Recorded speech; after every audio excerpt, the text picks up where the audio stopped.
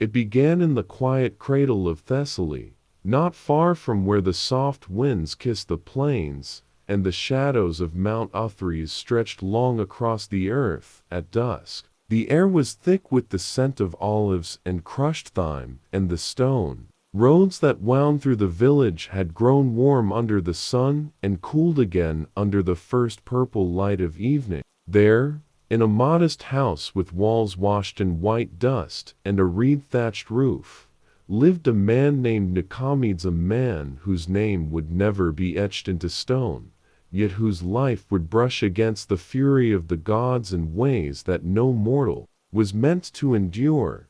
Nikomedes was not a hero, nor a scholar, nor a man of ambition. He was a potter, quiet and solitary, with hands calloused from years spent shaping clay, and eyes dulled not by ignorance, but by a life of few surprises. Each morning, before the roosters cried, he would kneel by the stream, scoop cold water onto his face, and begin his routine. His will spun, his fingers molded, and silence was his only company. He was content, or at least, he believed himself to be, for he had long learned that in Greece, when the gods noticed you, it rarely meant anything good. The people of his village whispered the myths at night, around fires and under olive trees. Myths of Sisyphus, cursed to roll a stone up a hill for eternity. Myths of Tantalus, tormented by water he could not drink and fruit he could not eat. Of Prometheus, chained and torn each day by the beak of a bird for daring to gift man with fire. These tales were not for entertainment, they were warnings, soft-spoken shields against arrogance. Mortals did not challenge the gods. Mortals obeyed.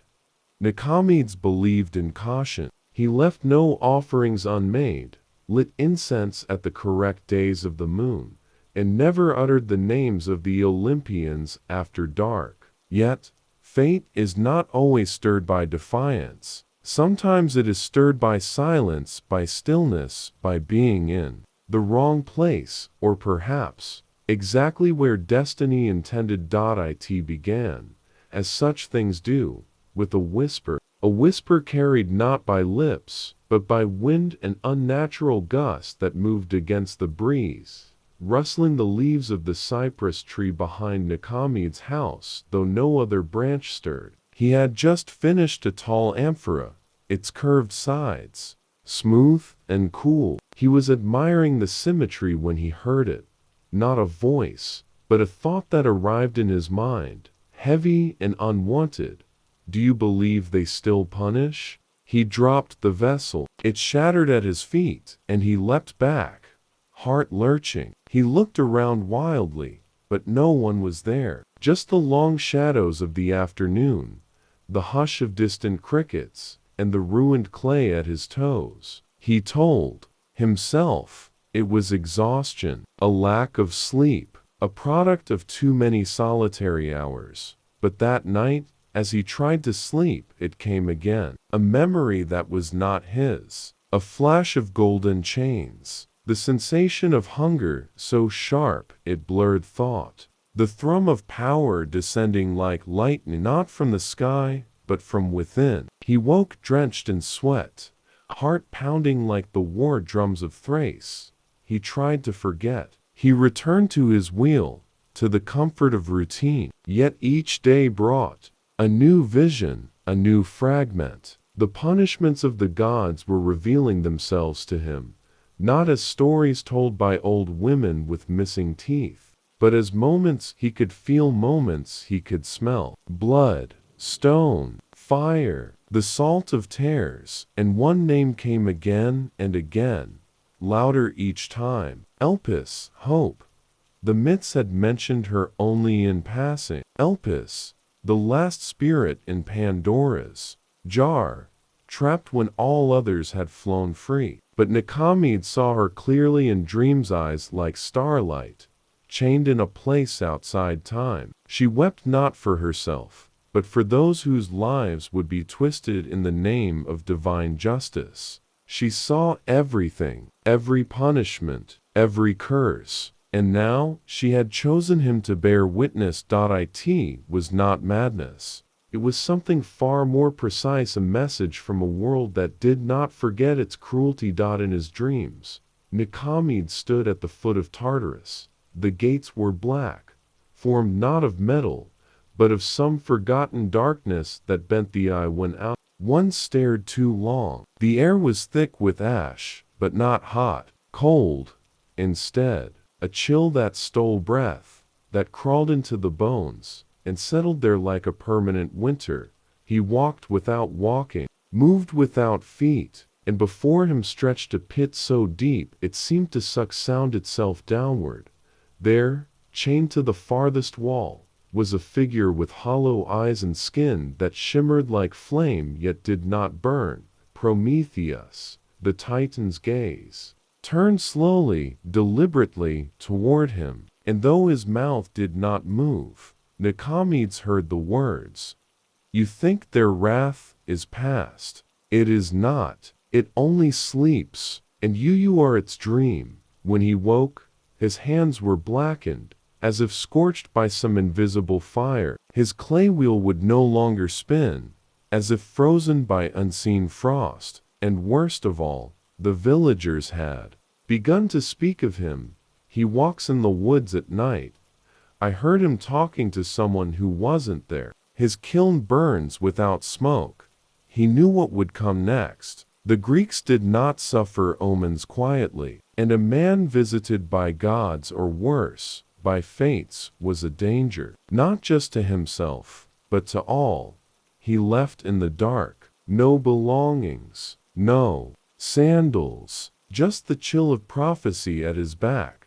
He wandered, aimless, for days, until he came upon an old ruin, a temple long abandoned, its columns half swallowed by vines. He knew the stories. This was once a place for Hecate, goddess of crossroads and ghosts, not a place of comfort, but it welcomed him. The wind stilled, the air thickened. The presence of the divine was quiet here, like breath held between heartbeats. He stepped inside, and suddenly, he was not alone. Figures lined the temple, shadows that moved as if underwater, their faces shifting between human and beast.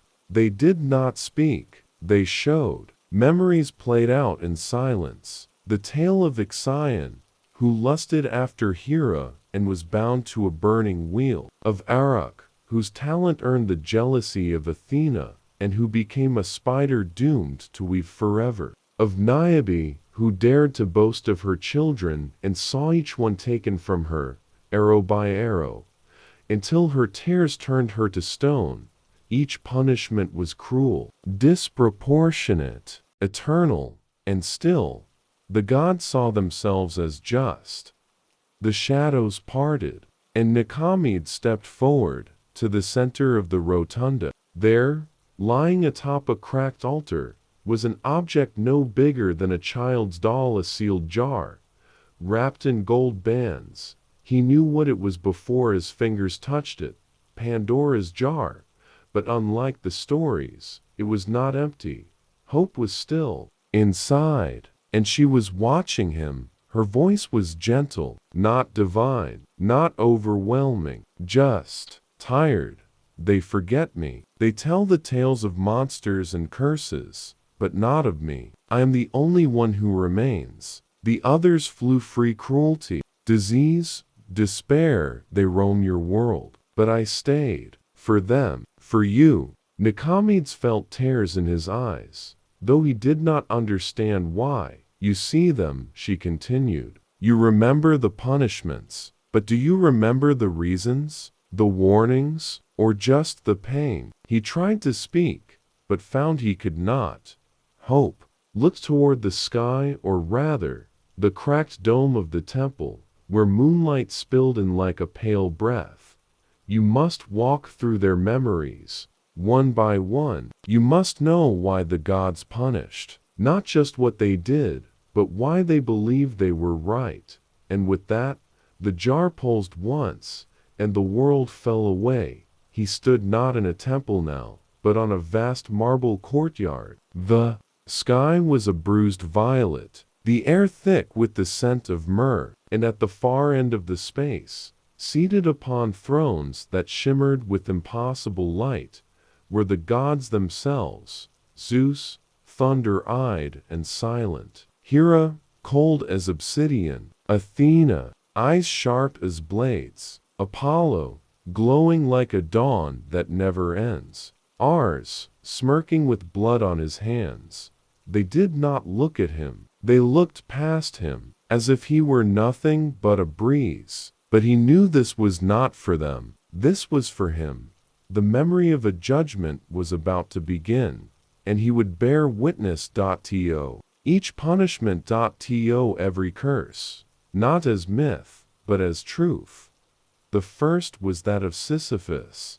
He could feel the dust before he saw the stones. Grit in his mouth, dry against his tongue. A sun hung overhead, pale and unforgiving, casting no warmth, only light, as if the very heavens bore down to watch. The air shimmered in waves, though there was no heat, and in the center of the empty expanse stood a figure, bare-chested, scarred, and weary. His name arrived in Nikomedes' mind before thought: Sisyphus.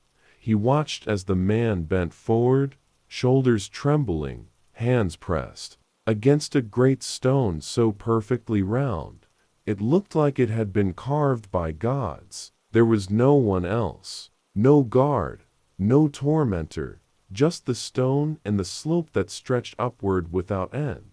Sisyphus grunted, and the stone began to move. It was not fast. Inch by inch, it rolled. Muscles strained, veins bulged, and the sweat from his brow darkened. The earth. Nikomedes stood still, afraid to breathe. There was no beginning, no sense of how long this had gone on. Only the cycle, the endless, brutal cycle. As the stone neared the peak, Sisyphus's eyes sparked not with hope, but with something crueler: familiarity. He knew what was coming, knew the trick of the gods. The rock paused for just a moment, as though giving him the illusion of triumph, and then it slipped almost gently and rolled backward, down the entire slope.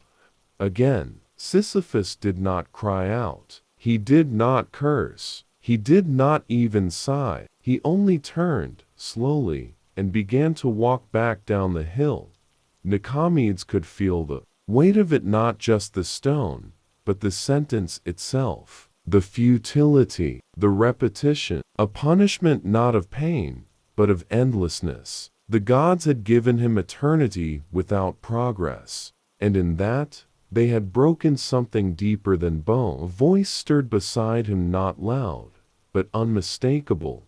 He cheated death. Twice. It was Athena, clad in bronze, her helm shadowing her eyes. She did not look at him, only at the man. Below, he defied the natural order, chained Thanatos, fooled Hades, laughed at the fates. What is eternity to one who mocked mortality? Nikomedes did not answer. He could not. But the question lingered in him. Was punishment meant to restore balance, or only to remind mortals of their place? Before he could dwell on it, the world turned again, not like a shift of time, but of thought, of folding inward. The dust gave way to lush forest, then to barren rock, and then to darkness, cold and deep. Underground, a woman stood at the edge of a cave, clutching something to her chest, a bundle, cloth soaked in red. Her eyes were wide, unblinking, and filled with a madness that had long since burned out reason. Nikomedes felt it before he saw the scene fully. The tragedy, the weight of motherhood crushed under divine jealousy. This was Niobe, queen of Thebes, daughter of Tantalus, mother of many. Once, she had walked proudly into the temples of Leto and mocked the goddesses. Humility. I have more children than you, she had said. Why should the people worship a mother of 2 when I have borne 14? It had not ended with silence. Apollo and Artemis descended. Arrows flew perfect, shining arrows that did not miss. One by one, her children fell. Sons first, then daughters. The youngest ran to her, arms outstretched and still. The bowstring sang, and now she stood here, in memory, unmoving, cursed not by pain, but by remembrance.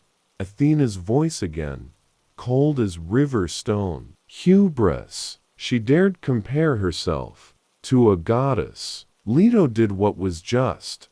Nikomedes looked closer. Niobe's skin was hardening, her breath slowed, and then stone. Slowly, she became one with the cliff, her eyes the last to petrify. Even in rock, they wept. A punishment without recovery. She was never allowed to forget. He tried to turn away, but his body would not obey. The memory continued, flowing forward, like a river with no fork.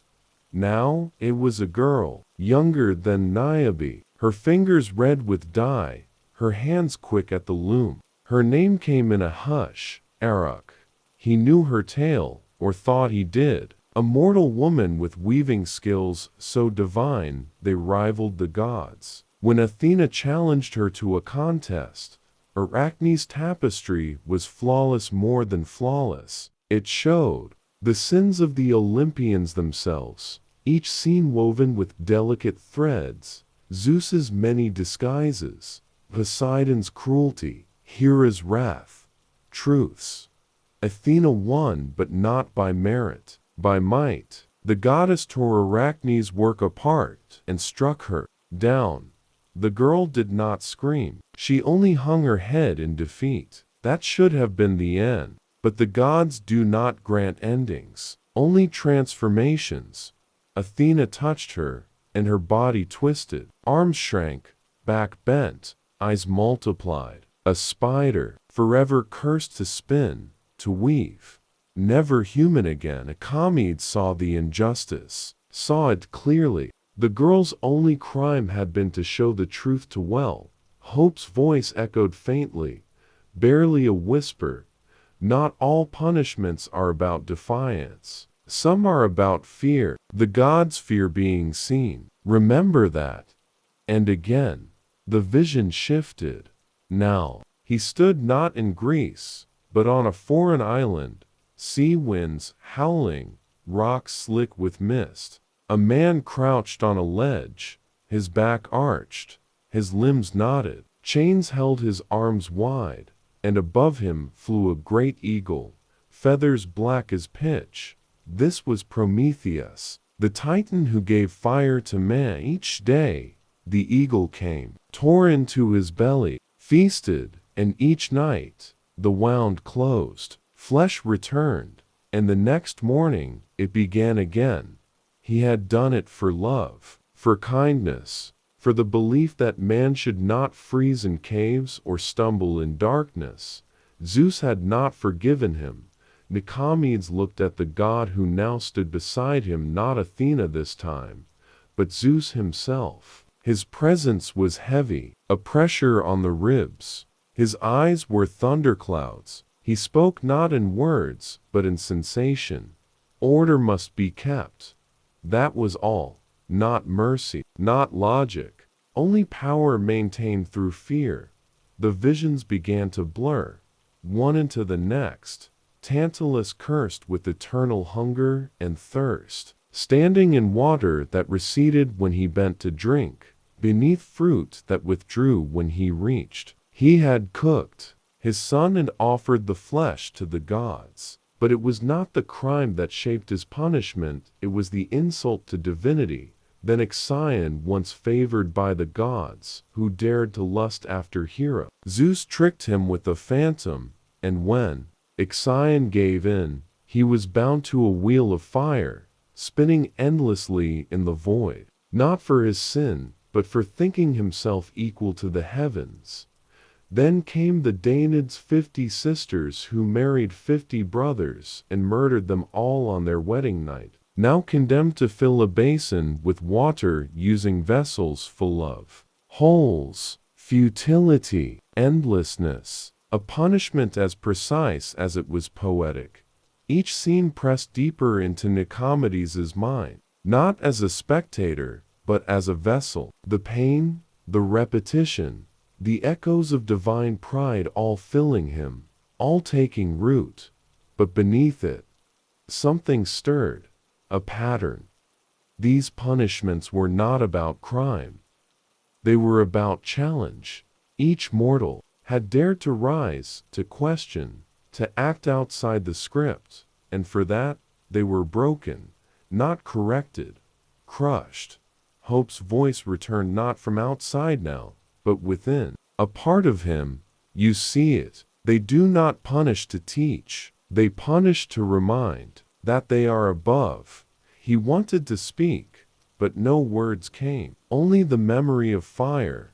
The gods were not evil, but they were not kind. They were distant, preserving a balance they did not wish mortals to touch. And still, Elpis remained in the jar. Hope, she had stayed when all others fled. Why? Because she believed, perhaps, that man could still understand, that even in suffering, truth could be found, that even if the gods punished without mercy, mortals could still remember with compassion. Nikomedes opened his eyes. He was back in the temple. The jar sat before him, quiet, still. The shadows were gone. He had walked through the memories of judgment. He had seen not just what the gods had done, but why, and now he had a choice. To close the jar again, or open it, not to unleash horror, but to release hope. His hand hovered above the lid. The silence was complete. The gods would not stop him, nor would they forgive him, but for the first time, perhaps, that did not matter. He had seen their wrath. He had survived it, and still he believed.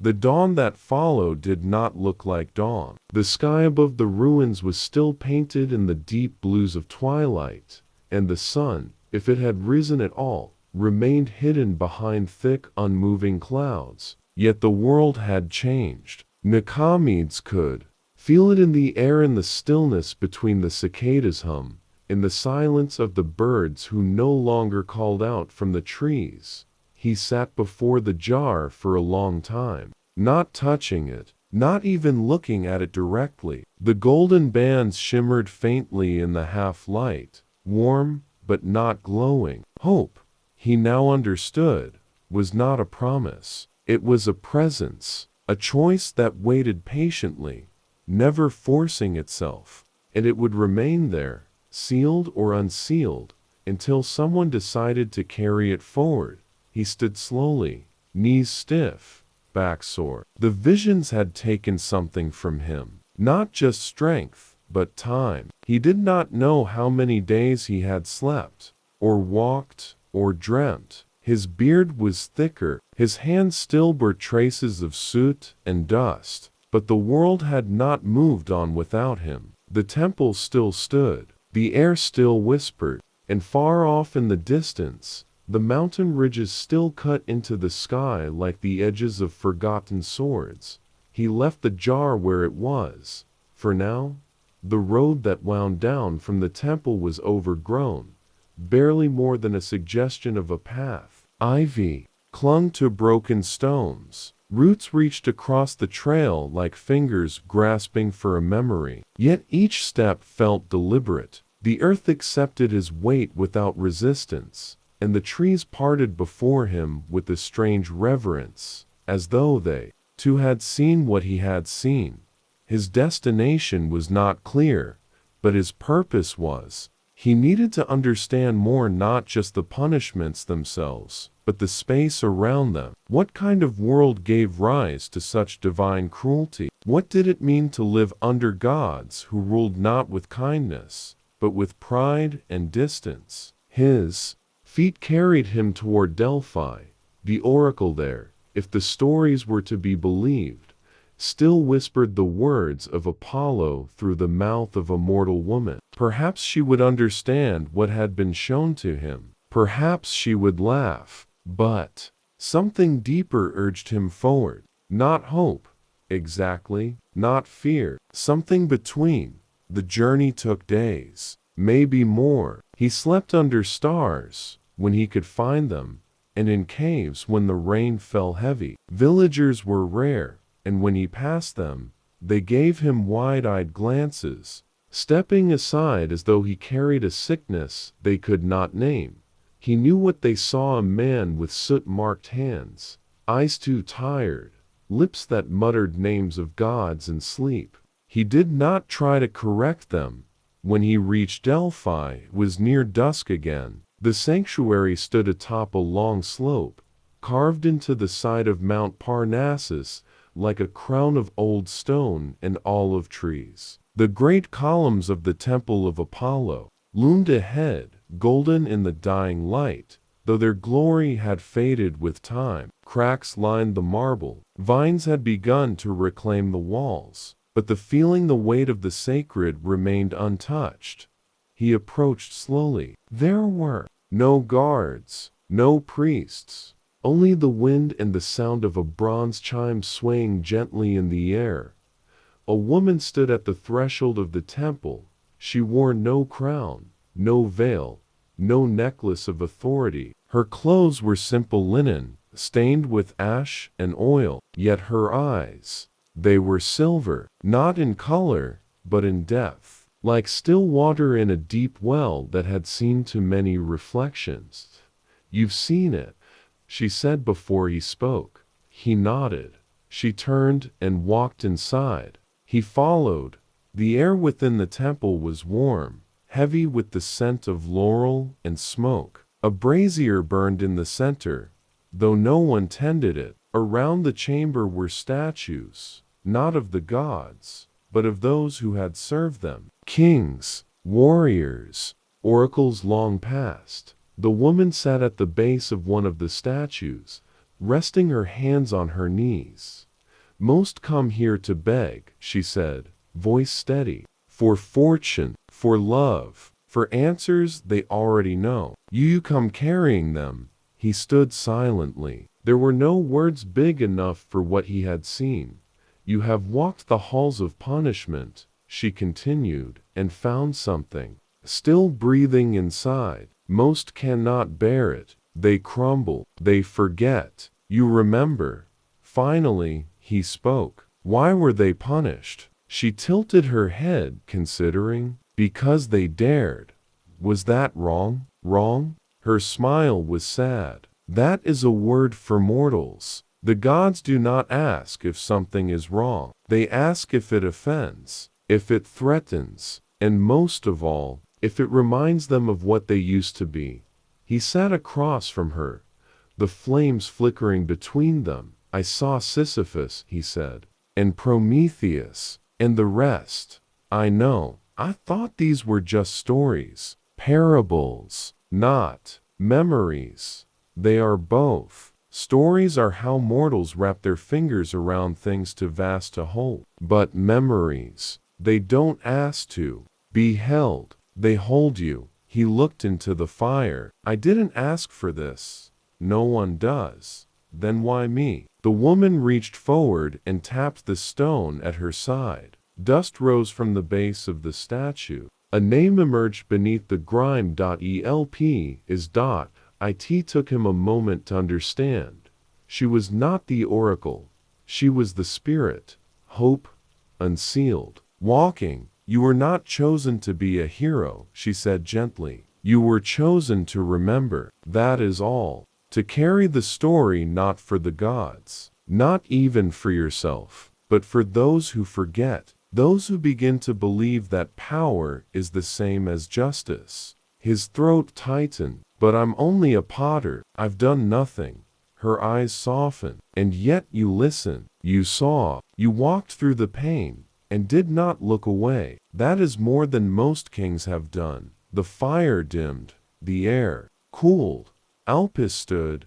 There is more, she said. If you still wish to know, if you still wish to carry it. He did not answer. He only stood beside her, and together, they stepped into the darkness at the rear of the temple, not into shadow, but into memory once again. The space folded around them, warm and endless, like pages in a forgotten scroll.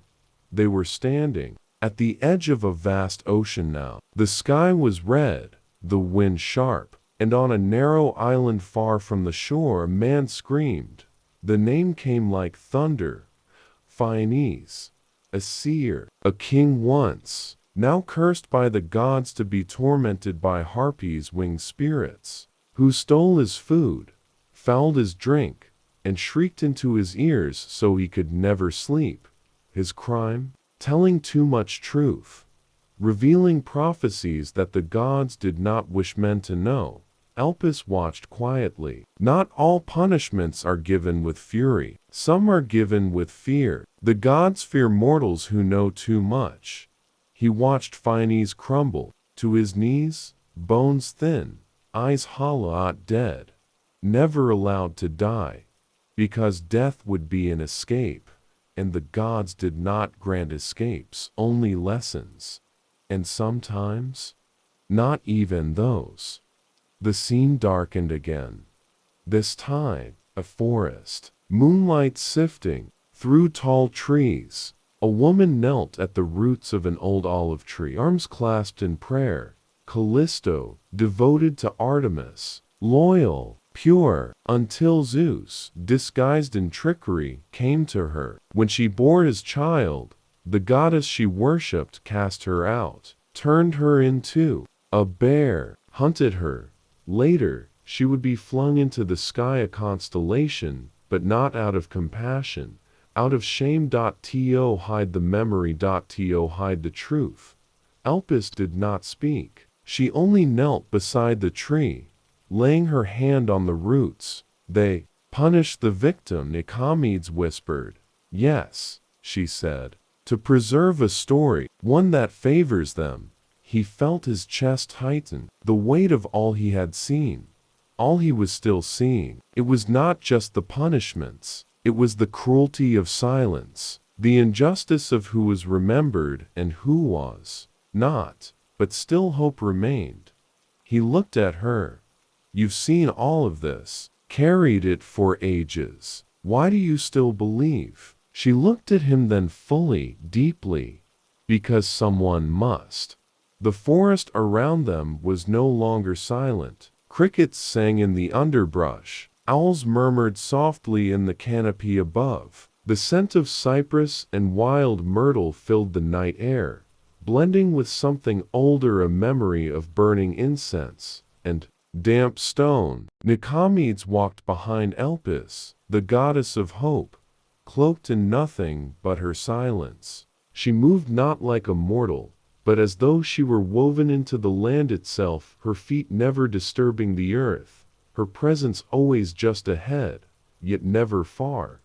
They did not speak for some time. There was nothing more to say, or rather, the weight of what had already been said hung so heavily that silence became its own kind of reverence. Nikomedes had begun to feel the shape of something vast beneath their journey, a truth that connected each punishment, each myth, each forgotten name. It was not simply a tale of divine wrath. It was a pattern cold, deliberate, and unchanged for generations. When Elpis finally paused, it was before a narrow cave mouth hidden behind a thick curtain of vines. The opening was low and uneven, marked by ancient scratches and the faintest traces of once painted symbols, long faded by wind and rain. She reached up and gently pushed the foliage aside, then gestured for Nikomedes to enter. He ducked low and stepped into darkness. The cave was narrow at first, close and humid, the scent of old earth clinging to every breath. But as they walked deeper, the passage opened into a great hollowed chamber, filled with strange echoes. Stalactites hung like the fangs of sleeping giants, and shallow pools of water mirrored the flickering reflections of their steps. In the center of the cave stood a stone dais, worn smooth by time, and resting atop it was a small bundle of cloth. He approached slowly. When he unwrapped it, he found a mask, wooden, cracked, painted with the faded colors of ancient dyes, red, black, and a faint trace of gold. The mouth was open in a scream, though the eyes held no expression at all. This, Elpis said softly behind him, belonged to Pentheus. Nikomedes did not speak, but he held the mask carefully in his hands, as though it might still carry the heat of its former owner's breath. It was light to light, and yet it seemed to pull at his fingers, like the memory of a weight long lifted. The cracked wood gave off a faint scent of olive oil and old blood, neither fresh nor faded, but suspended in some timeless in between. Pentheus. He had heard the name only once before, muttered by a traveling bard who had lingered too long over his wine. A king of Thebes, reckless, proud. A man who had mocked the gods, or one god in particular, Dionysus. Elpis stepped forward, and with a glance alone, the walls of the cave began to shimmer. Light bled through the stone, not firelight, but the golden haze of memory, and suddenly they were no longer underground. They were standing in the heart of a palace court, beneath a sky heavy with wine-dark clouds. Columns gleamed with rain. Marble floors were stained with fruit, crushed beneath dancing feet, and at the center of the gathering, draped in purple robes, sat Dionysus, beautiful, effeminate, eyes bright with mischief and cruelty all at once.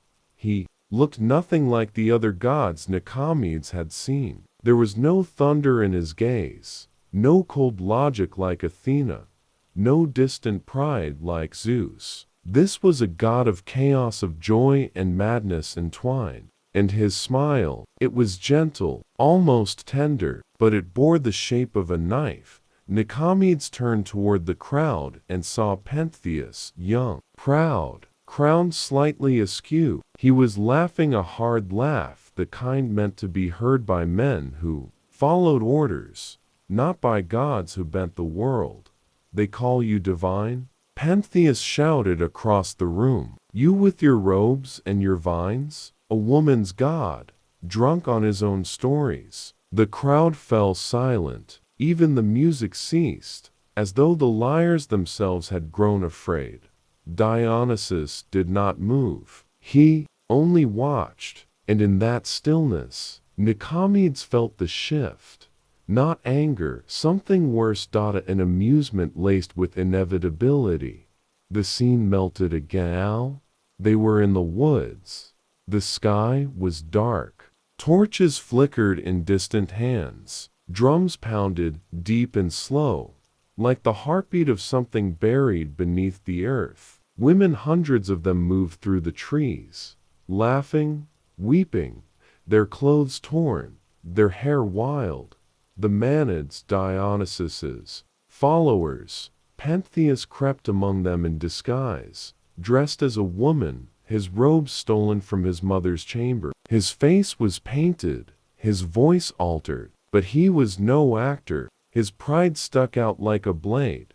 He had thought to spy on them, to watch their madness, to prove their god a fraud. Instead, the madness saw him. Scream rose from the trees. Then 100 more. The women turned toward him, not with lust or curiosity, but with frenzy. Their god had whispered. A stranger had come to mock them, to defile the sacred rites, and so they descended.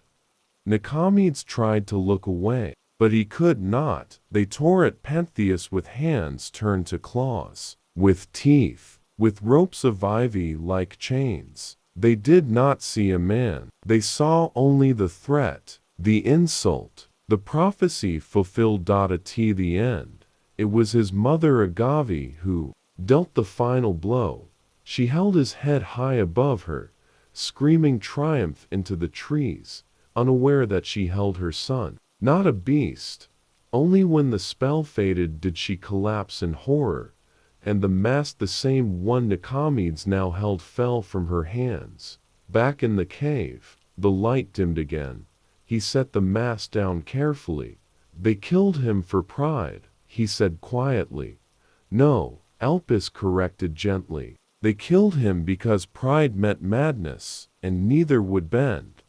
He looked at her. Was it justice? Her silence answered more deeply than words. Dionysus had not punished out of necessity. He had punished to protect his myth. To punish disbelief. The cave was still again, but not for long. New wind stirred, not from the cave's entrance, but from deep within its walls, and with it came the scent of brine, crushed lilies, and of something old, older than Olympus, a different kind of fear. Elpis turned to him. Her expression changed. Sailors tell her story in hushed tones, she said, but even the gods speak her name rarely, for they punished her not because of her strength, but because of what she saw. And again, the cave fell away. Now, they stood on a shore. The sky was heavy with clouds, thunder rolling far off. The sea churned angrily, not with storm, but with a presence rising from beneath. A woman stood at the edge of the waves. Her hair was dark as oil, her body tall, regal, not soft like the nymphs, but carved of will and stone. Her eyes were not those of a mortal. Medusa, before the curse, she had been beautiful once, worshipped in temples, a priestess of Athena, pure and loyal. But Poseidon came, not with worship, not with words, with violence. In Athena's temple, the desecration was not punished. Instead, the priestess was. Athena, in fury or shame, turned Medusa's face into a mask of death. Her hair, once woven with ribbons, became a nest of serpents. Her eyes, which once looked toward the heavens, now turned all who met them into stone. She fled to an island, not to rule. To survive. But heroes came anyway. To hunt. To prove themselves. And one by one, they died not from evil, but from fear. She had been made into a monster because the gods could not bear to look at what they had allowed. Perseus would be the one to slay her. A hero forged by favor, sent with gifts, guided by prophecy. But Nikomedes did not see a monster in that memory. He saw a woman who had been silenced, turned into a lesson. Elpis placed a hand on his shoulder. They feared what she reminded them of, she said. Their power? No, she said quietly. Their failure. The cave around them darkened once more, and Nikomedes sat heavily on the floor, his breath slow. Each vision pressed deeper, each truth dug further. It was not simply that the gods punished those who rebelled. They punished those who revealed them, their mistakes, their contradictions, their silence. He closed his eyes, and for the first time, he did not dream of punishment. He dreamed of stories, of myths rewritten, not erased, not softened, but seen, truly seen. Elpis sat beside him in the darkness, her voice barely a breath. There is more, much more, but you may rest here. The next memories will be heavier still. He said nothing, but in the silence, he nodded, and the darkness held, not to punish, but to remember. The cave remained still for what felt like hours. No visions, no sounds, just the slow, steady drip of water echoing through stone, and the quiet, weightless presence of Elpis beside him. Nikomedes lay with his back against the cold floor, arms folded beneath his head, and his eyes drifting open only now and then to find the same shadows curling on the ceiling like ancient ink stains left by gods who had written their stories in smoke. When he finally stirred, it was not from a dream, but from the memory of stillness ending. Elpis did not speak, but she stood. The movement alone was enough to signal what came next. The silence had served its purpose, a breath drawn before the plunge. He followed her again into the dark. But the next vision did not rise from the floor or unfold through shimmering walls. It descended. The cave did not transform this time. It fell away, or perhaps Nikomedes fell through it, like a leaf drifting deeper and deeper through water that never resisted. The sensation wasn't frightening, just endless. And then it stopped. He was standing on a plain, wide, flat, and blinding with the whiteness of crushed salt underfoot. The air smelled sharp, like heat and silence pressed together. There were no trees, no shade, no movement, only the sound of wind scraping across the salt like whispers that had forgotten what words to use. Ahead, a figure knelt alone, bent, sunburned, wrists tied with leather straps that had long since fused to his skin. His name came slowly to Nikomedes: Capanius, one of the 7 against Thebes, a warrior, a man who believed no wall could stop him, no god could touch him. During the siege, he had raised his fist to the heavens and declared that not even Zeus himself could strike him down, and so Zeus did. A bolt from the sky split the air, ancient and sharp. Nikomedes didn't see it strike Capanius in the vision. He felt it, in his ribs, in his jaw, like thunder living inside bone. And then the silence returned. The punishment had not ended with death, because the story lived on. Now, Capanius knelt on the salt plains, day after day, burning but never consumed. Lightning split the sky again and again, not striking, just circling, like a threat that would never land, because it no longer needed to. Elpis's voice came beside him. Sometimes, they punish not to destroy the man, but the myth he leaves behind. Capanius had believed he was untouchable. Zeus ensured no one would believe that again. The wind picked up, pulling grains of salt into the air, and the vision blurred. They were standing now in a palace, not in Greece, but in Crete. The floors were smooth, the walls covered in frescoes, of bulls and spirals, of mazes and men with swords. But all of it felt too neat, too controlled, like a trap made beautiful.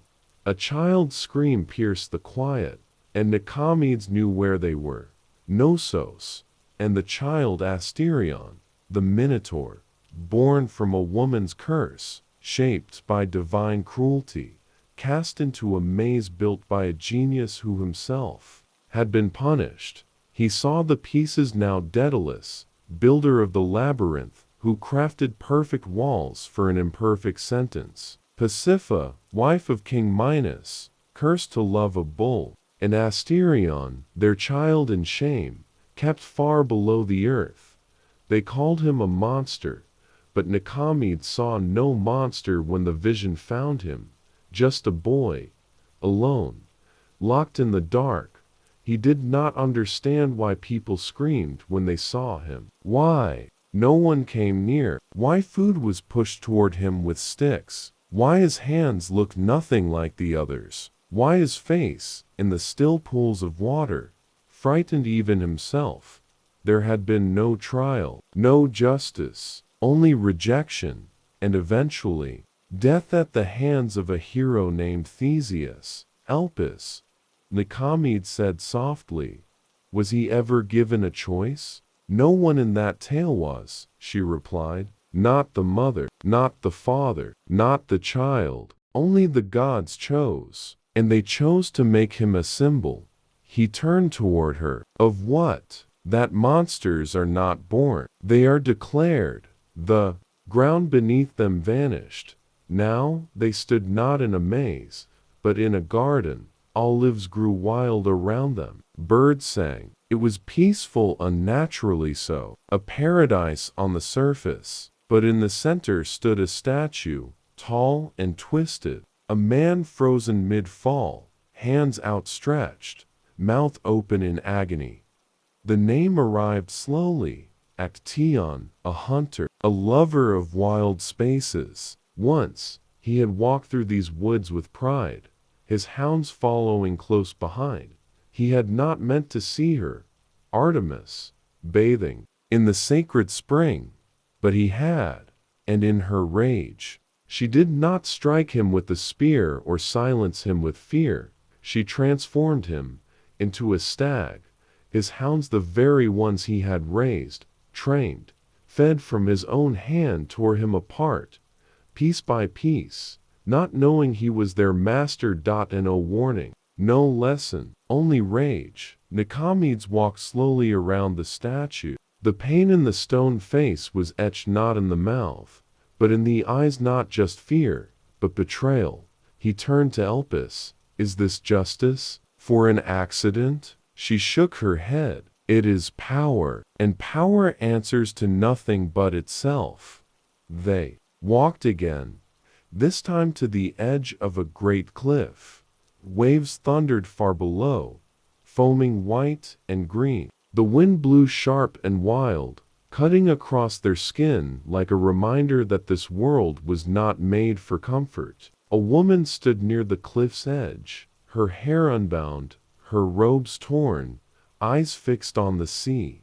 Ino, once a queen, once beloved, now mad, driven to the brink by the gods' vengeance, not for her own sins, but for daring to raise the child of Semele, mother of Dionysus. Hera's wrath had followed her, step by step, until there was no path left.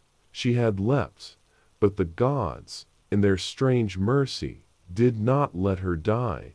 They transformed her into Leucothea, a sea goddess, not as a gift as a way to erase the past. To turn suffering into story. Elpis sat on a rock beside the cliff, pulling her knees to her chest. They rewrite those they ruin, she said. So mortals remember only the transformation, or the pain. Nikomedes felt that truth settle deep inside. Not all punishments came with chains or fire. Some came with forgetting, and forgetting was its own kind of cruelty.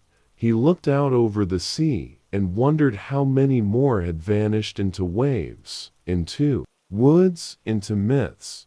He turned back to Elpis. There is no end to it, is there? No, she whispered, but there are those who carry the truth anyway, who keep the names, the faces, the pain so it is not lost. He sat beside her in the wind. The waves roared below, and for a long time neither spoke. But the story, the true story, pressed on, quiet as a tide, unstoppable. The sea murmured behind them, a language older than Olympus, spoken in the hush of waves and the sigh of wind curling through salt-washed cliffs. Nikomedes sat still beside Elpis, his eyes resting on the horizon, not because he expected something to rise from it, but because it offered the illusion of distance. Out there, far beyond the blue and gray wash of the Aegean, the gods watched from their high thrones, and below them, the mortals walked caught forever between ignorance and memory. He didn't know how long they sat there. Time did not matter. Here, the sun, when it rose, seemed to do so slowly, not in arcs, but in spirals, and the light bent gently over the water, like hands passing across tired eyes. When they stood, the wind had died down, the waves had calmed, but something in the air had shifted. Not a storm, not fear, just a stillness to absolute, to trust.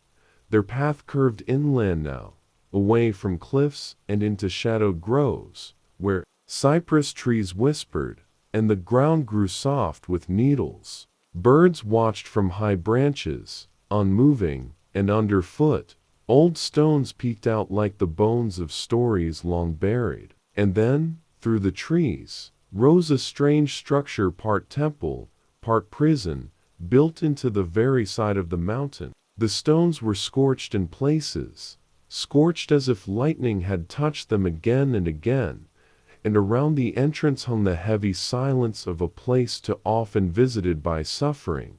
This, Elpis said, was where he fell. She stepped aside, allowing Nikomedes to walk ahead. He recognized the name before she spoke it.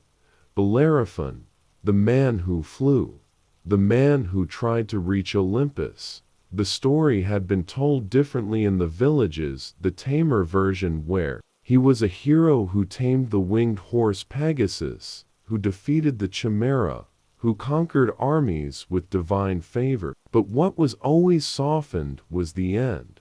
The part where Bellerophon, beloved and victorious, began to believe he no longer needed the gods, where he mounted Pegasus one final time and turned not toward the battlefield, but upward toward the sacred peaks of Olympus itself. Nikomedes stepped through the temple prison's doorway and saw him, lying broken at the base of a ruined column, twisted but alive, his eyes wide open, staring up toward the sky he would never reach again. Pegasus had flown, Bellerophon had fallen. Zeus, it was said, sent a gadfly to sting the horse. A small thing, barely a thought, but it had done what wrath could not. It reminded a mortal that Olympus did not take visitors. And now, he lay here, alive, but shattered, forever. Not death, Nikomedes murmured. Worse, yes, said Elpis. He was left to live with the memory of almost. That is a crueler punishment than failure. The image faded not into blackness, but into sand.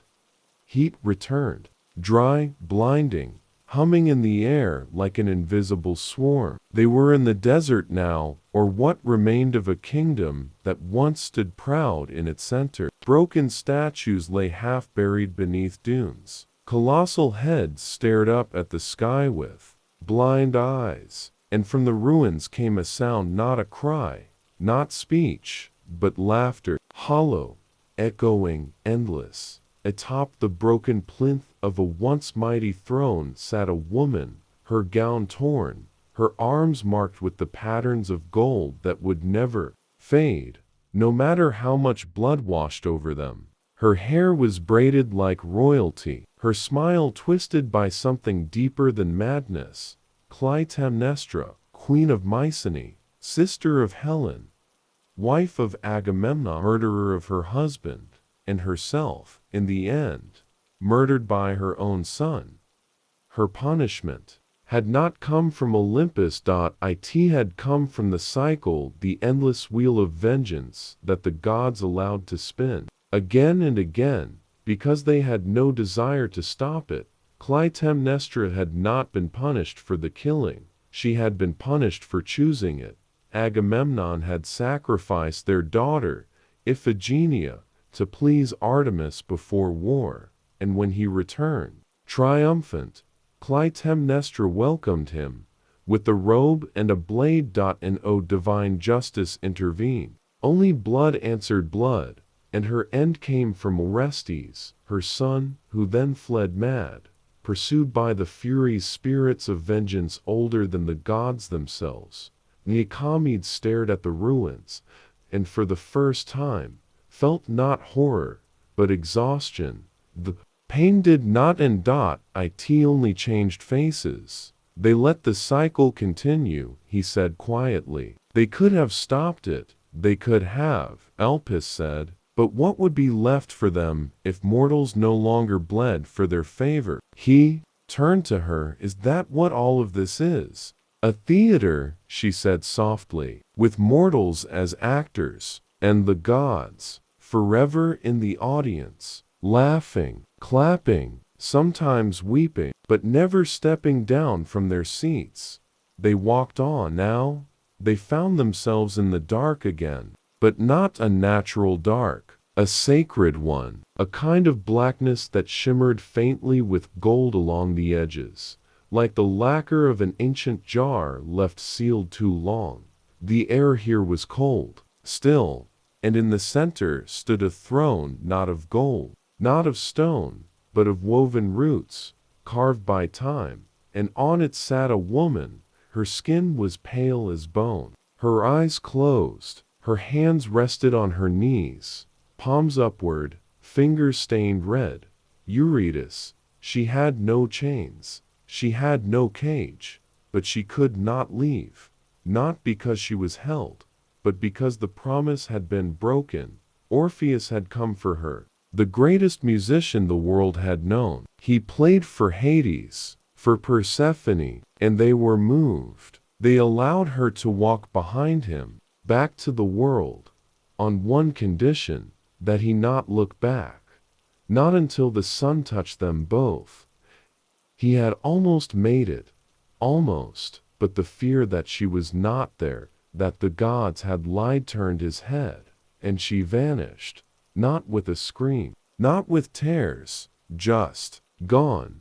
Now she sat here, not as a prisoner, but as a memory that had chosen to stay, because there was no faith left to walk again. Elpis said nothing, because even hope had faltered then. Laomede stepped forward, but Eurydice did not open her eyes. She did not need to. She knew what he carried, and perhaps that was enough. When they left the underworld, the ground rose beneath them, not in a burst of light, but like breath returning to lungs that had held too long. The sky was soft gray now, the kind of light that hangs between rain and silence. He did not speak for a long time, not because he had no words, but because too many tried to speak at once within him. Sisyphus, Niobe, Medusa, Callisto, Bellerophon, Eurydice, each name carried not just a tale, but a truth, and that truth was heavy, heavier than the jar he had once feared to open. They were not myths, they were wounds. Elpis looked at him as they paused again beneath an old olive tree, the ground warm, the air finally still. "You understand now," she said softly. He nodded. "They did not punish because mortals were wicked. No," he said. "They punished because mortals remembered." She smiled faintly. "And you will remember too." He looked up at the sky. It was beginning to darken again, and he knew there were more names waiting, not because they were famous, but because they had been forgotten, and forgetting was the cruelest punishment of all.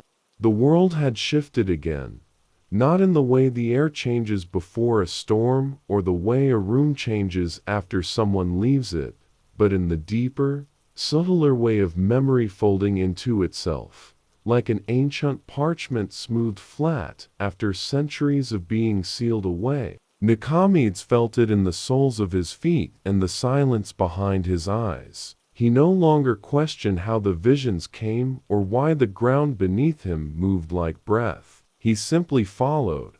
Elpis walked beside him again, quiet, patient, barefoot. As always, her steps never touching the dust. Her face remained calm, but there was something different in her stillness now, something heavier, less distant. The weight of countless truths carried across countless ages, waiting for someone to notice. They moved through what remained of a city. Old stone walls crumbled inward. Pillars stood half sunk in the earth, their carvings almost erased by wind and rain. Vines climbed across statues whose faces had long worn smooth. The place had once held power, not divine power, but mortal pride, the kind that makes kings build cities with their names etched into every stone. This, Elpis said, was Argos. Nikomedes had heard of it, a city of war and legacy, famous for its heroes, its myths. But it did not feel like a city now. It felt like a mausoleum, a memory made of walls and sky. They walked past broken altars, past courtyards where philosophers once argued beneath olive trees, past stone benches where lovers once whispered. It had all gone quiet, until they reached a place that had not crumbled. A single column stood at the heart of a ruined courtyard. Upon it, bound with bronze shackles, and locked by silence, stood a woman. She did not move. She did not breathe, but she lived. Nikomedes knew her before Elpis spoke. Io, The girl who had been loved or cursed by Zeus, turned into account to hide her from Hera's wrath, chased across the earth by a gadfly, tormented for what she never chose, driven from land to land as a wanderer, a creature of mockery and exile. Her name was scattered across rivers, etched into coastlines, buried in myths, but here she stood whole again, and silent, not dead, not punished openly, but forgotten in plain sight. They say she wandered from Egypt to the edge of the Black Sea, Elpis said, that she crossed mountains, deserts, oceans, not as a girl, as a beast. Nikomedes watched the wind curl around her. What was her crime? Being loved, or seen, or useful. The gods do not distinguish. He touched the stone near her feet. It was warm. She was restored in the end, he said quietly. The stories say she was made a goddess. Elpis nodded. That's how they softened it. They stood for a while, listening to the quiet. Then they moved on, this time into the forest again, but not wild, untamed woods. These trees were ordered, planted in rows, cultivated, groomed. The air was damp and smelled of laurel and crushed herbs. Birds called in distant, practiced tones, as if trained. And ahead, at the edge of a man-made lake, sat a woman dressed in white. Her hands rested in her lap. Her eyes were distant, lost to something behind the sky. Phaedra, wife of Theseus, stepmother of Hippolytus. Her punishment had not come from the gods directly, but it had been shaped by their indifference. She had been cursed with desire, not by her choosing, not by love, but by Aphrodite's vengeance. Hippolytus, the stepson she was forced to long for, had rejected the goddess's worship, favoring Artemis instead.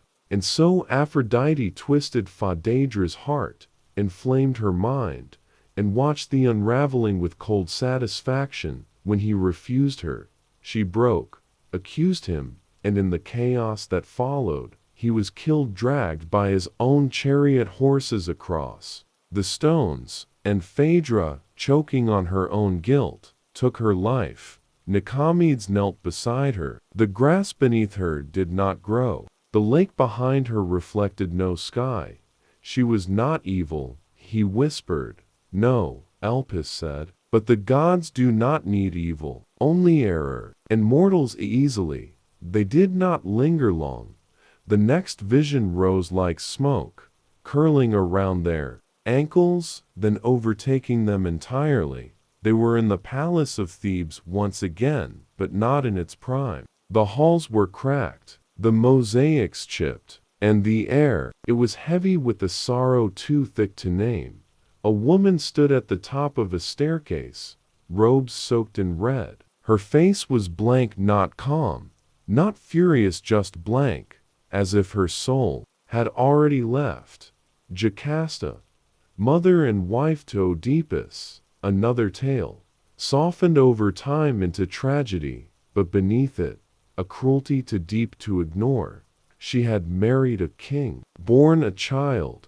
The child was cast away to avoid a prophecy, one that foretold patricide and incest.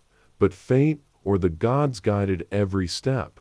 Oedipus returned unknowingly, killed his father in anger, married Jocasta, and bore children with her. And when the truth unraveled, she was the one who took the blade. The gods did not curse her, because they never had to. They allowed the story to play out, like a stage already lit. Nikomedes stared down the stairs where the sound of her fall had echoed. In memory, it was preventable, he whispered. Yes, Elpis said, but they chose not to intervene. Because the tragedy gave meaning, he clenched his fists. Meaning for whom? She looked at him. For those who write the stories, not those who live them. They left the palace behind, and with it, the echoes of questions no longer asked. Night began to fall again. but not a mortal night, not one marked by firelight and stars, but a deeper dark, the kind that sinks into soil and heart alike, a darkness older than sunrises, the kind that remembers everything. They were in a cavern once more, but this time, it was not hidden. It was revered. At its center stood an altar, cold and empty, surrounded by offerings long turned to dust. Above it, etched into the rock, was a name, Tantalus. Nikomedes knew this one too well. He had fed the gods a meal of his own son. Not to nourish. To test them. To see if they knew, and they did. They cursed him, not with death, but with eternal hunger, eternal thirst. He now stood in a pool of water that receded when he bent to drink, beneath branches of fruit that pulled away when he reached. So close. So forever denied. He wanted to prove they were no wiser than mortals. Elpis said softly. Was he wrong? Nikomedes asked. She said nothing, only watched the figure twist in his invisible bonds, reaching, trembling, aching, and then like all the others turning to stone, not in body, but in memory.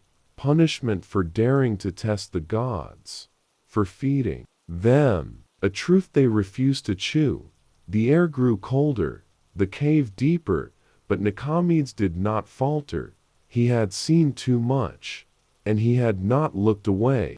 The further they descended, the less the cave resembled anything Nikomedes had walked through before. The walls here were no longer jagged or rough. They curved with unnatural smoothness, as if shaped by windless time or hands not meant for mortal stone. And within the stillness of this deep hollow, something pulsed, faint, rhythmic, ancient. Not sound, not air, but memory itself.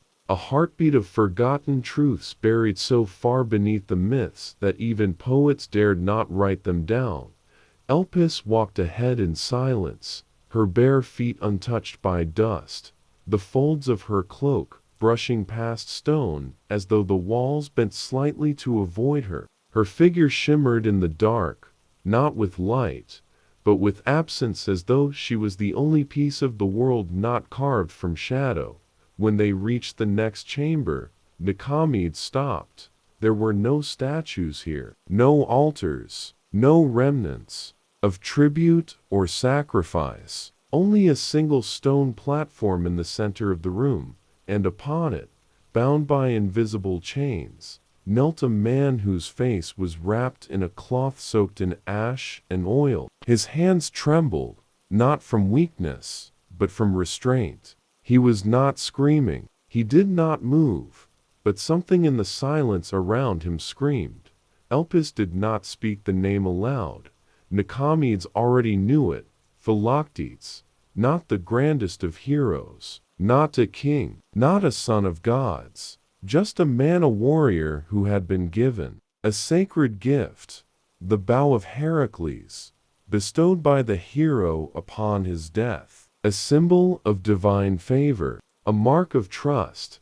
And yet, when Philoctetes was bitten by a serpent and his wound began to fester, stinking of death and madness, his companions abandoned him on a deserted island, left him there to rot, to howl at the waves, to speak only to ghosts for 10 years, not because he had sinned, but because he had suffered.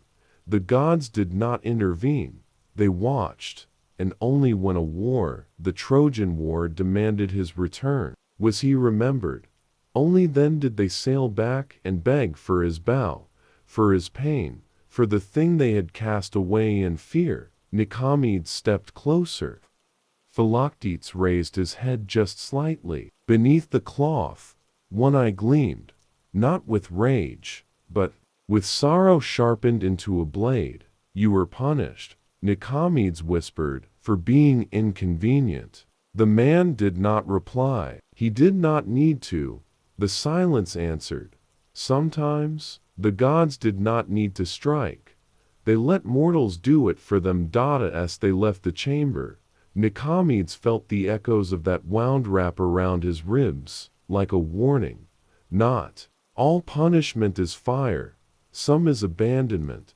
The cavern narrowed as they moved deeper, winding like the spine of an ancient beast. The air here smelled of bronze and old blood, thick with the memory of battle. Torchlight, though no torches burned, shimmered along the walls, illuminating murals that had been scratched, not painted, scenes of war, not glory, but ruin, and among them, etched with shaking hands, was a single name repeated again and again.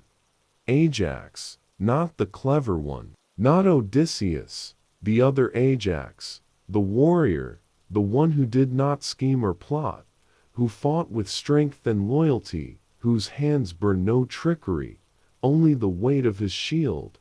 He had fought well in Troy, earned honor, and when Achilles fell, Ajax believed rightfully that he should inherit the hero's armor. But the gods favored Odysseus. They always favored the clever over the loyal. The armor went to the trickster, and Ajax, broken by the insult, descended into madness. They say he slaughtered cattle, thinking them men, that when his vision returned, and he saw what he had done, he fell upon his own sword. But that was the tale the bards told. What Nikomedes saw was different. He saw a man standing on a beach, sword in hand, armor laid at his feet. He had not screamed. He had simply stared at the sky, not pleading, not cursing, but asking one silent question: why? The sky did not answer. The gods did not speak. And so Ajax fell, and was buried in sand too shallow to hold a legacy. Elpis placed her hand against the wall, beside the scratched name. He did everything right, she said. But the gods do not reward correctness. Nikomedes finished. Only favor. The corridor widened, and then it stopped. Not with a door, with a cliff. They stood at the edge of a vast chasm, so wide and black that it might have been the sky. Wind howled up from below, not real wind, but the kind that rises from stories, long buried. Across the void, faint figures moved. Women, dozens of them, each bound not by chains, but by threads of gold that pierced their hands and feet like needles. Their eyes were blank, their mouths sewn shut, but even from here, Nikomedes recognized one, Arach, the weaver, the one who dared to match her craft against Athena and won. Her tapestries were flawless, not of flattery or myth, but truth. They showed the gods not in glory, but in shame. Zeus seducing, Poseidon pursuing, Apollo deceiving, truth laid bare in thread. Athena, humiliated by truth, did not praise her. She cursed her, turned her into a spider, condemned her to weave forever in darkness, never praised, never remembered, and so she hung, here still, not in body. In memory. Her punishment was not ugliness. It was silence. They hated her for revealing them. Nikomedes said. Yes, Elpis whispered. Because they live through belief, and belief dies in the face of truth. He looked at her then, more closely than he ever had. She was still the same serene, calm, patient, but beneath her skin, something stirred. Hope. But not the soft kind, that sings lullabies. The fierce kind, the stubborn kind, the kind that endures even when it has been buried beneath centuries of divine injustice. They did not cross the chasm. There was no bridge, only memory. As they turned away, Nikomedes felt something inside him shift, not break, but uncover. Part of him that would not look away, not from Arach, not from Ajax, not from Iot, from any of them. They had been punished not for wickedness, but for seeing too clearly. And the gods, though eternal, feared one thing more than all else, being known, truly known.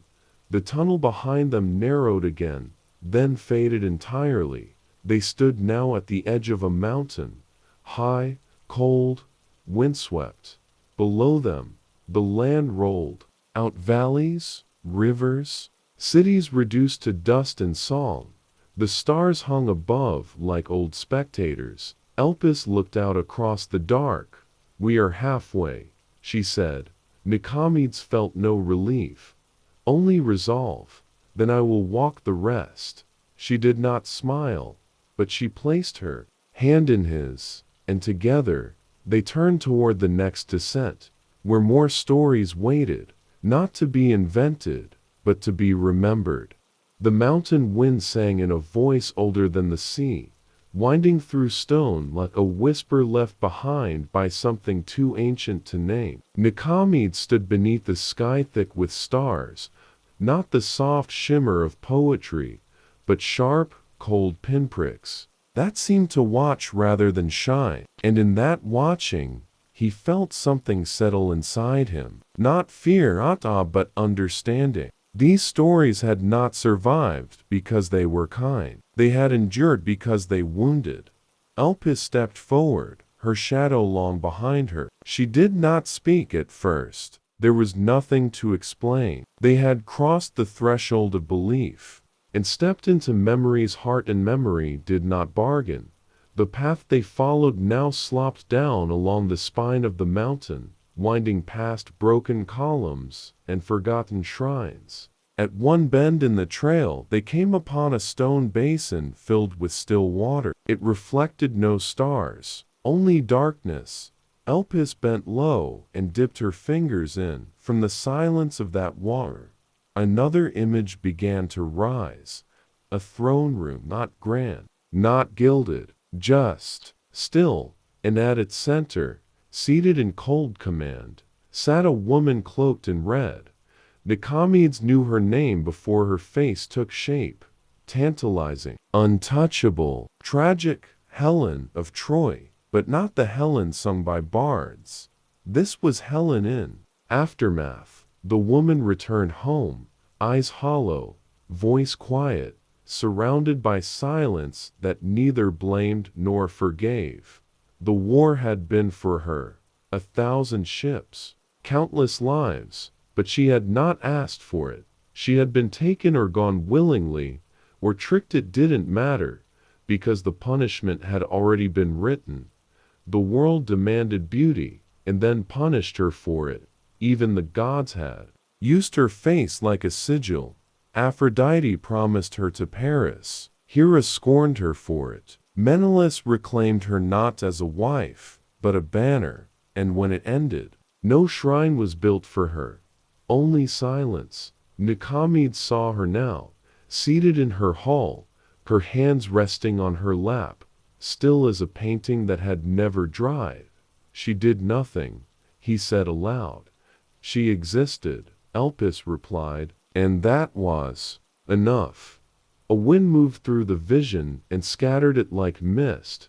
They walked on, now through ruins left to the elements, bones of a city never rebuilt.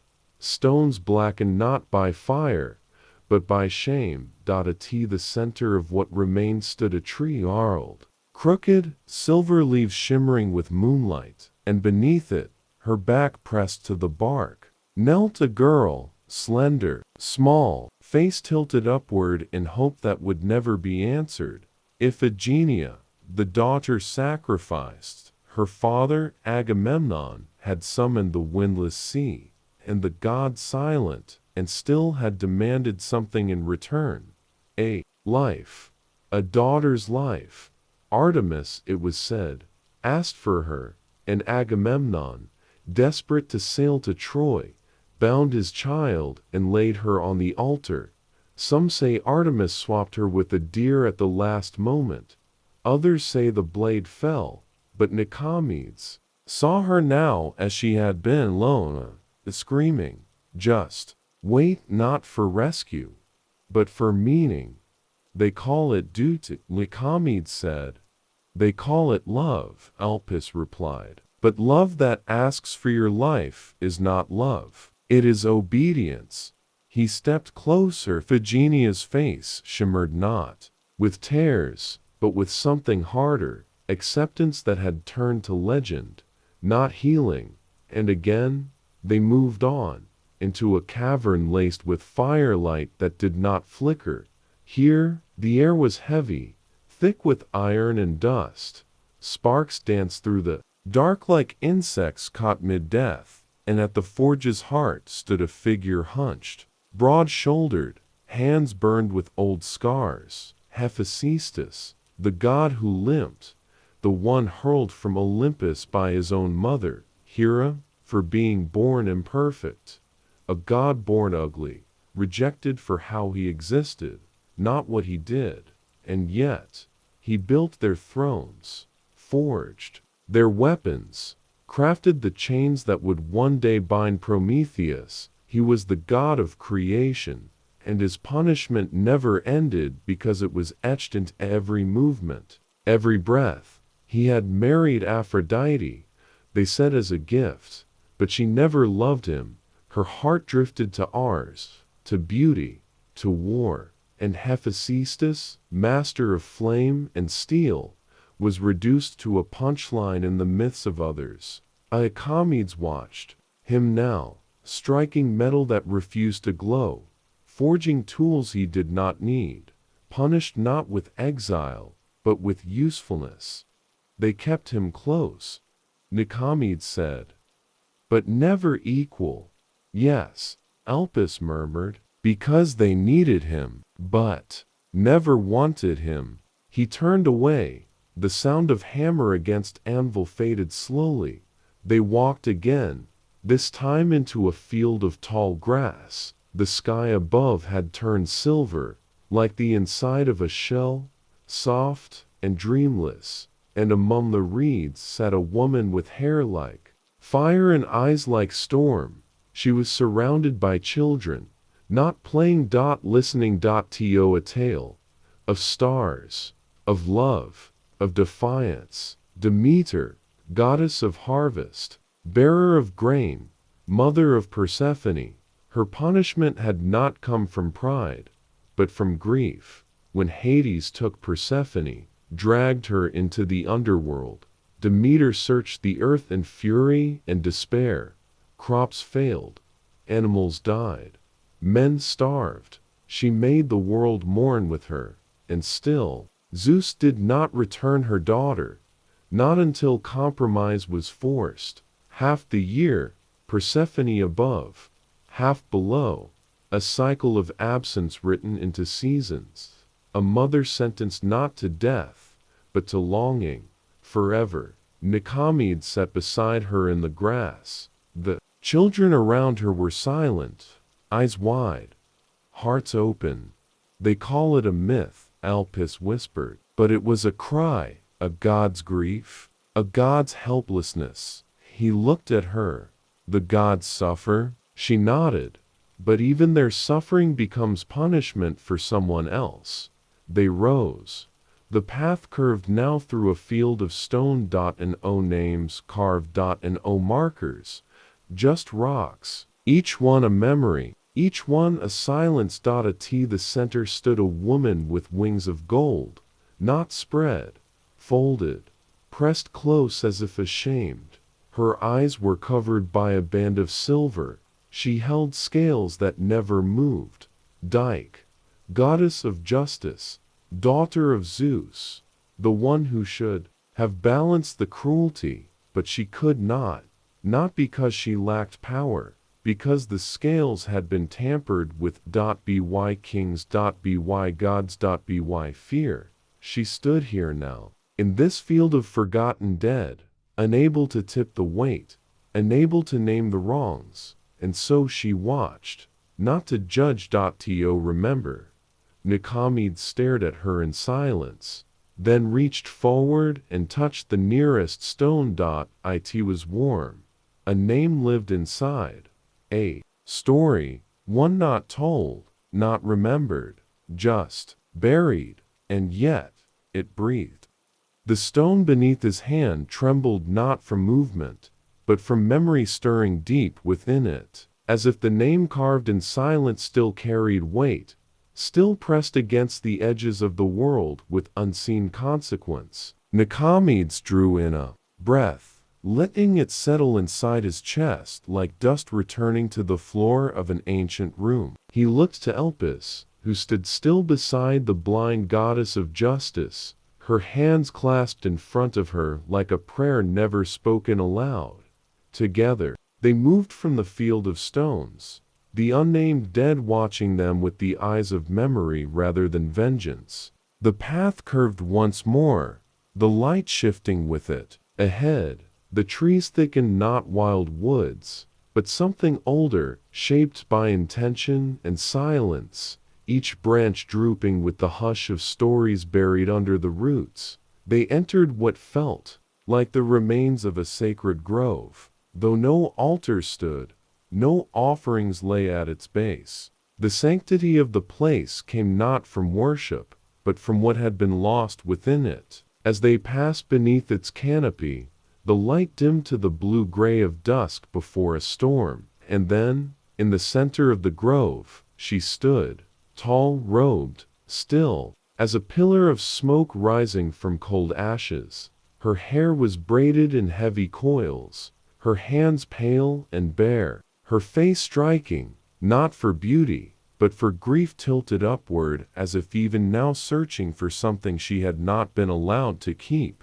Antigone, daughter of Oedipus, sister of Polynices and Eteocles, defier of kings, she had not warred with gods, she had disobeyed man. After her brothers killed one another, one was buried with honor. The other, Polynices, was left exposed, denied the rights of death by decree of King Creon. A traitor, he said, let the dogs have him, but Antigone believed in laws older than thrones, and so she buried her brother by night, not for glory, not for vengeance, for love. She was caught, of course, and sentenced, entombed alive. She died not by blade, but by silence, by the weight of stone pressed around her, sealing her off from the world, as though justice could be suffocated into obedience. Nikomedes stepped toward her, the hush of the grove holding even his breath. She was punished, he whispered, for choosing the dead, for choosing what was right. Elpis answered, over what was law. He looked at Antigone's still face, her eyes closed, not in peace, but in permanence. They moved on. The grove thinned, then vanished, giving way to plains scorched by heat and sun, flat and endless, like the days of suffering stretched out in a soul. The dust curled into spirals as they walked, and in the distance, a man labored endlessly, shoulders hunched, knees buckled, arms trembling, pushing a stone up, always up. Sisyphus, not cursed for murder, not exiled for war, but punished for outsmarting death itself. He had chained Thanatos, the god of death, in his own temple. He had delayed his fate, mocked the gods, and when death returned to the world, it remembered. Now, Sisyphus pushed his burden up the slope of time only to see it fall each time he reached the summit. Again, and again, and again. He did not cry out. He did not scream. He endured. Is this justice? Nikomedes asked. Elpis did not answer, but the mountain did. With its silence, the plains gave way to ruins once more, cracked courtyards, fallen gates, mosaics faded by centuries of sun. Here, on a broken plinth, knelt a woman draped in blue, her face half covered by her arm, her shoulder trembling. Andromache, wife of Hector, mother of Astyanax. After Troy fell, she watched her son, ripped from her arms and thrown from the walls by Greek hands, not because he had sinned, because he might one day grow strong enough to avenge. She was taken as spoil, not for wealth, for warning. Nikomedes approached her slowly, but she did not move. Grief had turned her still, as though even her shadow had stopped breathing. They destroyed her world, he said. They destroyed her meaning, Elpis replied. Andromache had not led armies. She had simply loved those who did, and that had been enough. The wind shifted again. Now, they stood in the palace of Mycenae, not in war, but in the moment before. A girl stood by a basin, washing her hands. Her wrists were bruised, her mouth tight. Cassandra, priestess of Apollo, gifted with prophecy, cursed never to be believed. When she refused the god's desire, he spat his gift into venom. Now, she saw every horror before it came, but no one listened. She screamed as Troy burned. She warned as Agamemnon led her home. She whispered as the blade rose.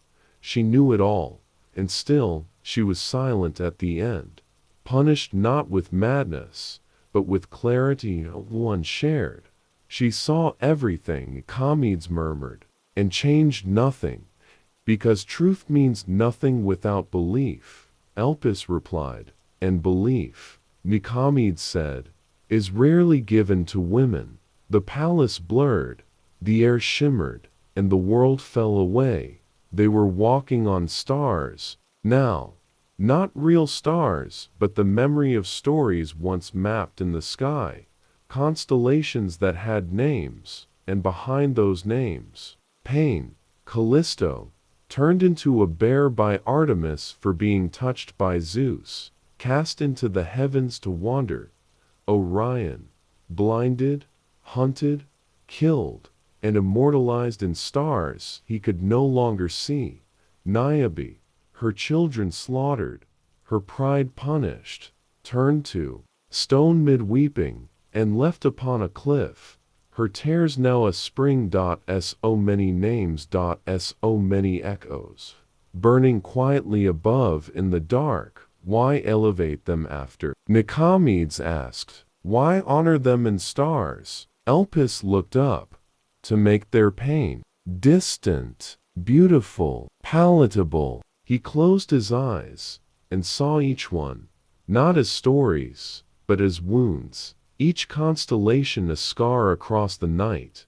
They descended again, now into halls carved of marble, silent, but echoing with the weight of memory. At the end of the corridor sat a chair, not a throne, but something simpler, a seat carved by regret. Upon it sat a man whose face was not proud, but tired. His name had rung across centuries, Theseus, the slayer of the Minotaur, the hero of Athens. But Nikomedes saw no triumph in his eyes. He had abandoned Ariadne on an island. After she helped him escape the labyrinth, he had forgotten to change the sails from black to white, sending his father into the sea. He had led, ruled, conquered, and in the end, he had fallen, not from war, from weight. The weight of the stories that bore his name, but never his truth. He looked at Nikomedes and spoke, voice low and distant. They needed a hero. Nikomedes whispered, and you needed forgiveness. Theseus did not reply. He vanished. Only the empty chair remained, and Elpis beside it. Even the heroes, she said, were punished. Because they were not divine. Oh, she replied, because they were. And that, in the end, was the cruelest myth of all. The ground beneath them now felt ancient in a different way, not from age, but from weariness. Each stone, each path, each root and crack in the earth had borne too many footsteps, too many memories pressed into them by centuries of repetition. These were the places where stories no longer needed to be told. because the ground itself remembered. Nikomedes walked slowly. His limbs no longer ached, not from pain, but from numbness. He had stepped through so many lives, watched so many punishments unfold like petals of grief, that his own name had started to feel quiet beside theirs. Elpis moved just ahead of him, silent and steady as ever, her presence no longer mysterious, but necessary, like a hand on a shoulder in darkness. They came now to a gate, not golden, not grand, just irons, bars bent in places, rusted over with time and salt and sorrow. It stood half open, not because it welcomed, but because it no longer had the strength to resist. On the other side, there were walls tall, white, smooth as bone, a palace, not of kings, but of silence. Elpis touched the gate with her fingertips, and it groaned in recognition. Together they stepped through. The palace was empty, and no guards, no courtiers, no echoing laughter or murmurs of power, just vast halls lined with doors. Behind each one, a story, a name, a punishment, and as they passed each, Nikomedes could feel them whispering not in words, but in weight. They stopped before a door made not of wood or metal, but of glass, frosted, thin. He could see only shadows behind it. Elpis nodded. Once, he opened it. Inside stood a woman, still, alone. Her hands rested on a loom. The thread stretched endlessly across the frame, taut as a held breath. She did not look up, but the pattern on the loom, it moved, shifted. Each thread shimmered faintly, woven with light and ash. And as Nikomedes watched, he saw something form. In the tapestry faces, events, choices, consequences. A life, 1,000 lives, one after another. Clotho, one of the fates, the spinner. She did not speak, because her hands were her voice. She wove, and the world listened. She did not choose what came, only that it would come. Beside her, leaning over another loom, was Lachesis, measuring, deciding, assigning, and in the shadows, hidden half behind the walls, stood Atropos, the cutter, the one who ended. Together, they were neither gods nor mortals, but something in between. Their punishment, that they could never stop, that even when they wept, their hands moved, that even when they wanted to pause to show mercy, the loom continued. They did not rule fate. They endured it. They suffer too, Nikomedes said. Elpis nodded. But no one believes them. He stepped back, letting the door fall quietly closed. The glass shimmered, and the thread behind it continued to unspool. They moved on. To a chamber filled with light, but not daylight, a pale, silver luminescence that pulsed with every breath. At the center, a pool, still as glass, and standing beside it, cloaked in a robe the color of morning, was a woman with eyes like the ocean before a storm. Persephone, queen of the underworld, goddess of spring, child of contradiction. She stood not in grief, not in rage, but in something older, resignation. They say she ate the seeds of the pomegranate, that she chose her place in Hades' realm. But Nikomedes could see it now. There had been no real choice, only story, only structure. She had been taken, then reshaped, given a crown, but not freedom, given a title, but not voice. Now she stood forever at the edge, half in light, half in shadow, and no matter how many myths spoke of her rule, none ever asked what she would have chosen without the seeds. She glanced up, just once, and then turned away, back to the pool, where memories rose in ripples that never broke the surface. She became two people, Nikomedes said, because the world could not bear a woman to behold. Elpis walked beside him, saying nothing. Some truths were not answers, they were wounds. The halls continued, each one leading deeper, not into earth, but into us. The next room was not carved or built. It was just there. An open space, filled with vines and ivy, as though the gods had forgotten to seal it away, and at its center stood a statue, cracked, weathered, half swallowed by green.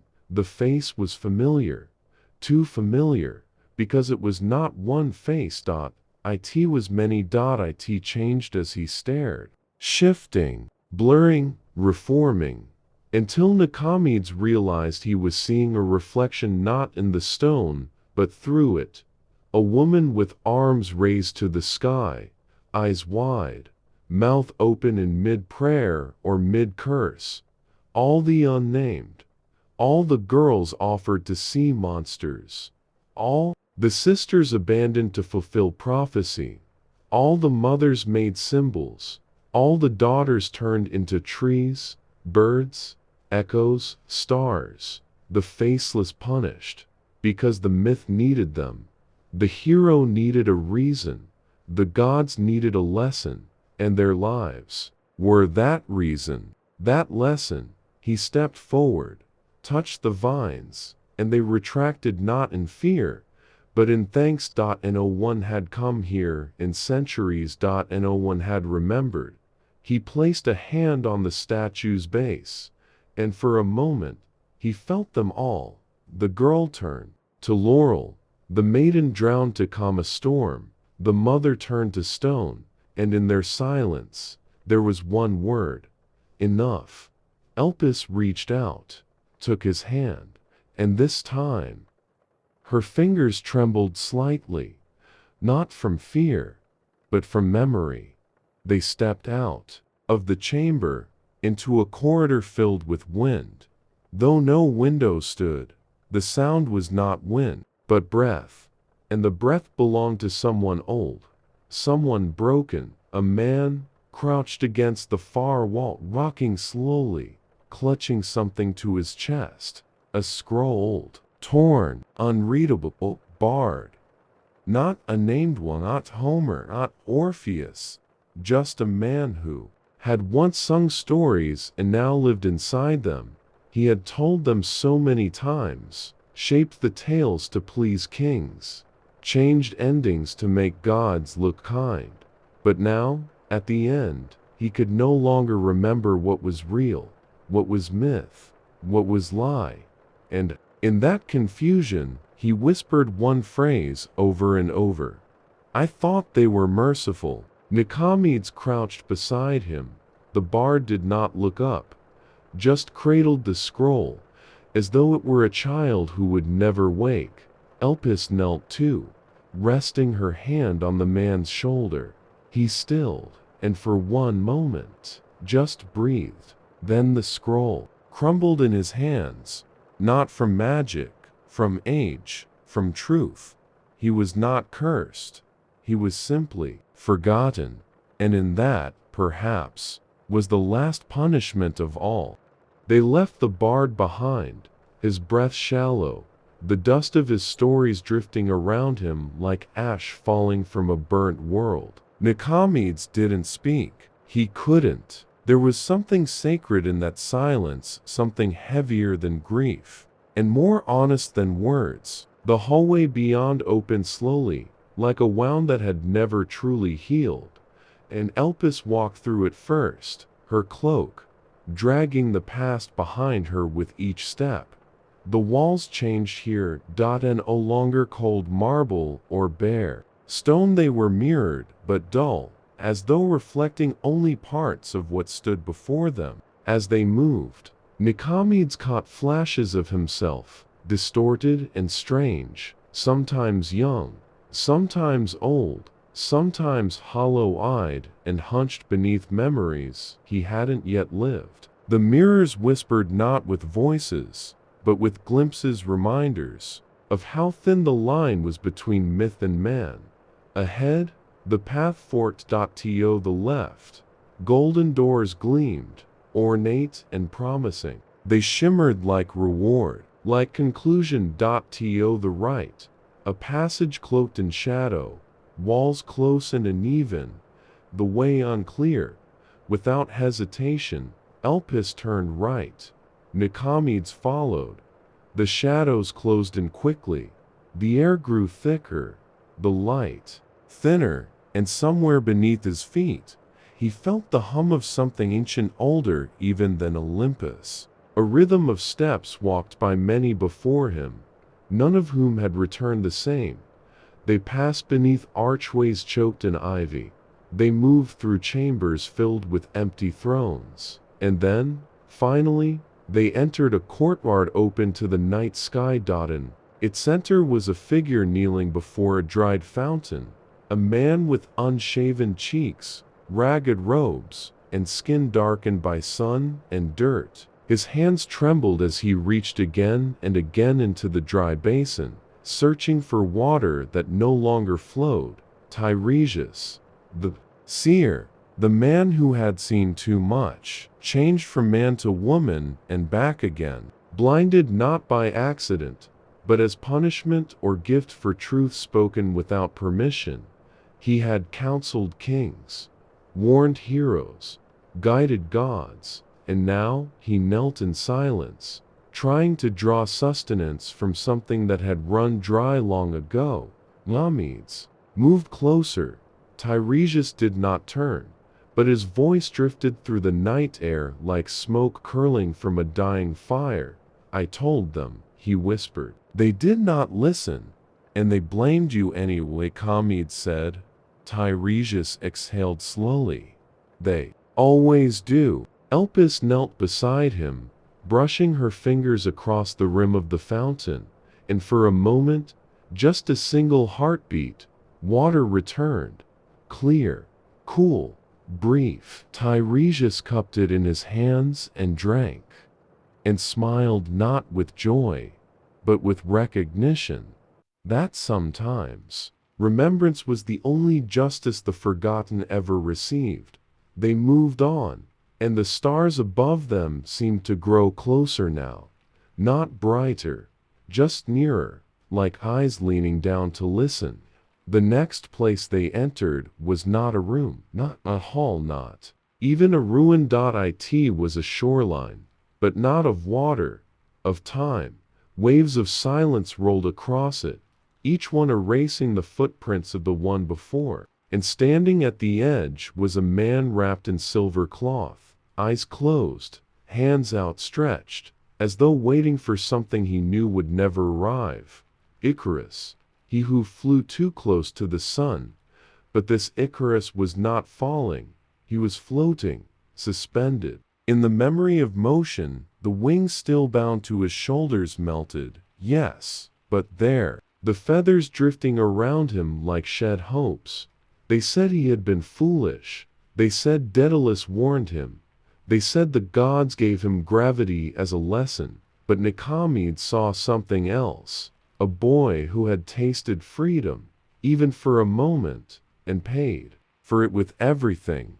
He was punished for flying, he whispered. No, Elpis said. He was punished for believing he could. The sea of silence pulled back, and the shore crumbled away. The world changed again. This time they were in a quiet garden, overgrown but still breathing. The vines here carried flowers that bloomed only at night, pale, veined, fragrant like old dreams. A path wound through the petals, and at its end stood a young man kneeling beside a grave. His fingers brushed the name carved there so softly, as if afraid it would vanish. Orpheus, the musician, the lover, the fool. He had descended into the underworld. For love, for Eurydice, he had sung a song so mournful, so pure, that even Hades wept. They say he was given a chance, one rule: do not look back. But he did, not because he doubted her, but because he needed to see her. To believe. To know it was real, and for that moment of needing to much, he lost everything. Now, he sat beside her grave, and sang no songs, only silence. They call him weak, Nikomedes said. Elpis knelt beside the grave. They call him human. They walked again, and came now to a mountain path so high it touched the clouds. Above it, chained to the rock, lay a man with fire in his eyes and ruin in his chest, his skin torn, his arms stretched, and circling above, a bird with iron wings, and hunger in its scream. Prometheus, he who gave fire to mankind, he who defied Zeus, he who suffered every day as the eagle tore out his liver, only for it to grow back by morning, a titan, a rebel, a light bringer, and he had not begged for mercy. He endured, because some punishments are proof of a cause worth bleeding for. Nikomedes looked up. Prometheus looked back. And for the first time, someone saw him not as a cautionary tale, but as a promise. He gave us fire, Nikomedes whispered, and the gods gave him pain, Elpis replied. Because they knew that fire meant we no longer needed their light, they descended once more. To the last place, a circle, a field, a theater of marble seats, empty, except for one. At its center sat a woman, face hidden beneath a hood, body still, voice gone. Medusa, but not the monster, not the serpent-haired beast of legend, the woman before the curse, the priestess of Athena, violated in the temple she had vowed to protect, and then punished for it, cursed not because she sinned, but because her pain disturbed the divine order, made into a thing of terror. So that no one would question the gods who allowed it. So that no one would mourn what she had lost. She sat now in the theater built for those who had judged her, empty, because even the gods could not look her in the eye. Nikomedes stepped forward, and did not turn away. He knelt, and from beneath the hood, one tear rolled down her cheek. Stone turned soft, monstrosity turned memory, pain turned witness, and for the first time in countless centuries, Medusa was not feared, she was seen. Elpis placed her hand on Nikomedes' shoulder, and whispered the words that would carry them both forward. Now you know, not just the stories, but what lay beneath them, not just the myths, but the mourning buried in their roots. They rose, turned, and walked toward the last door, where everything that had come before would be asked again, but this time remembered. The final door was not made of wood, or stone, or even glass. It was formed from something that did not quite belong to this world, a thin veil of woven shadow and starlight, soft to the eye but impossible to tear. It did not open when they approached. It simply ceased to be, vanishing in silence as though it had never existed at all. And beyond it, there was no throne room, no cave, no field of the dead, only a quiet room, plain and circular, the walls high and white, not polished, not carved, simply there, the kind of space meant for speaking truths aloud. Nikomedes stepped inside. It was colder here, but not from air or wind. It was the kind of cold that came from remembering something too long hidden, the kind of cold that grew from knowing. Elpis joined him, and for a long time, they stood in the center of the space, and said nothing. There was nothing left to say, and then, a voice, not loud, not booming, not divine, just old, and tired. Why have you come here? Nikomedes turned slowly. A figure stood at the edge of the room, wearing no crown, bearing no weapon, just clothed in white, hands folded at their chest. Their face was not blurred, not hidden, just impossible to describe, like trying to recall the details of a dream that slips away each time you reach for it. Elpis did not speak. S. O. Nikomedes did. I came to see the truth, he said. Behind the stories, behind the punishments, the figure tilted their head. And what did you find? Nikomedes' voice did not shake. I found grief disguised as justice, rage disguised as order, silence used as punishment. I found victims called monsters, and wounds turned into myths. I found gods who acted without love, and mortals who bore the consequences. The figure was still. And what will you do with this truth? Nikomedes blinked, and realized he did not know. He had expected, perhaps anger, or wisdom, a reward even, but all he had was truth, heavy, wordless, constant. He looked to Elpis. She met his gaze, and nodded. I will remember, he said. That is not enough, the figure said softly. And will speak it, he said. That is still not enough. Nikomedes stepped forward. Then I will refuse to forget. The figure's face did not change, but the room did. Its walls rippled like a pool struck by wind, and suddenly, they were no longer in the white chamber. They were standing in a great hall, but not of palaces or temples. A hall built of stories. Tapestries hung from every wall, each thread alive with motion. Not in color, in memory. They did not depict battles or coronations. They showed moments, tiny, brutal, forgotten moments. A woman washing blood from her feet, a boy carrying his brother's body down a hill, a girl with flowers in her hair, staring at a field of bones. These were not the stories of victors. These were the stories of those who endured. And above it all, on the ceiling high above, the stars moved, not as constellations but as eyes. Eyes that had always watched, now blinking open. You are not the first to walk this path, the figure said. I know, Nikomedes whispered. You will not be the last. I hope not. The figure turned. Now to Elpis. You have brought him far. She nodded once. It was time. And with that, the figure dissolved, not into light, not into wind, into silence. A silence that held no threat, only knowing. The hall shifted again, gently, folding itself away like a scroll being closed. And Nikomedes stood once more at the mouth of the mountain cave, the place where his journey had begun. But he was not the same. The wind was different. Now, the stars were different. And in his chest, where once there had only been curiosity, now, there was something steadier, resolve. Behind him, Elpis waited, not to lead. Tio walked beside him. He turned to her. They will not believe me.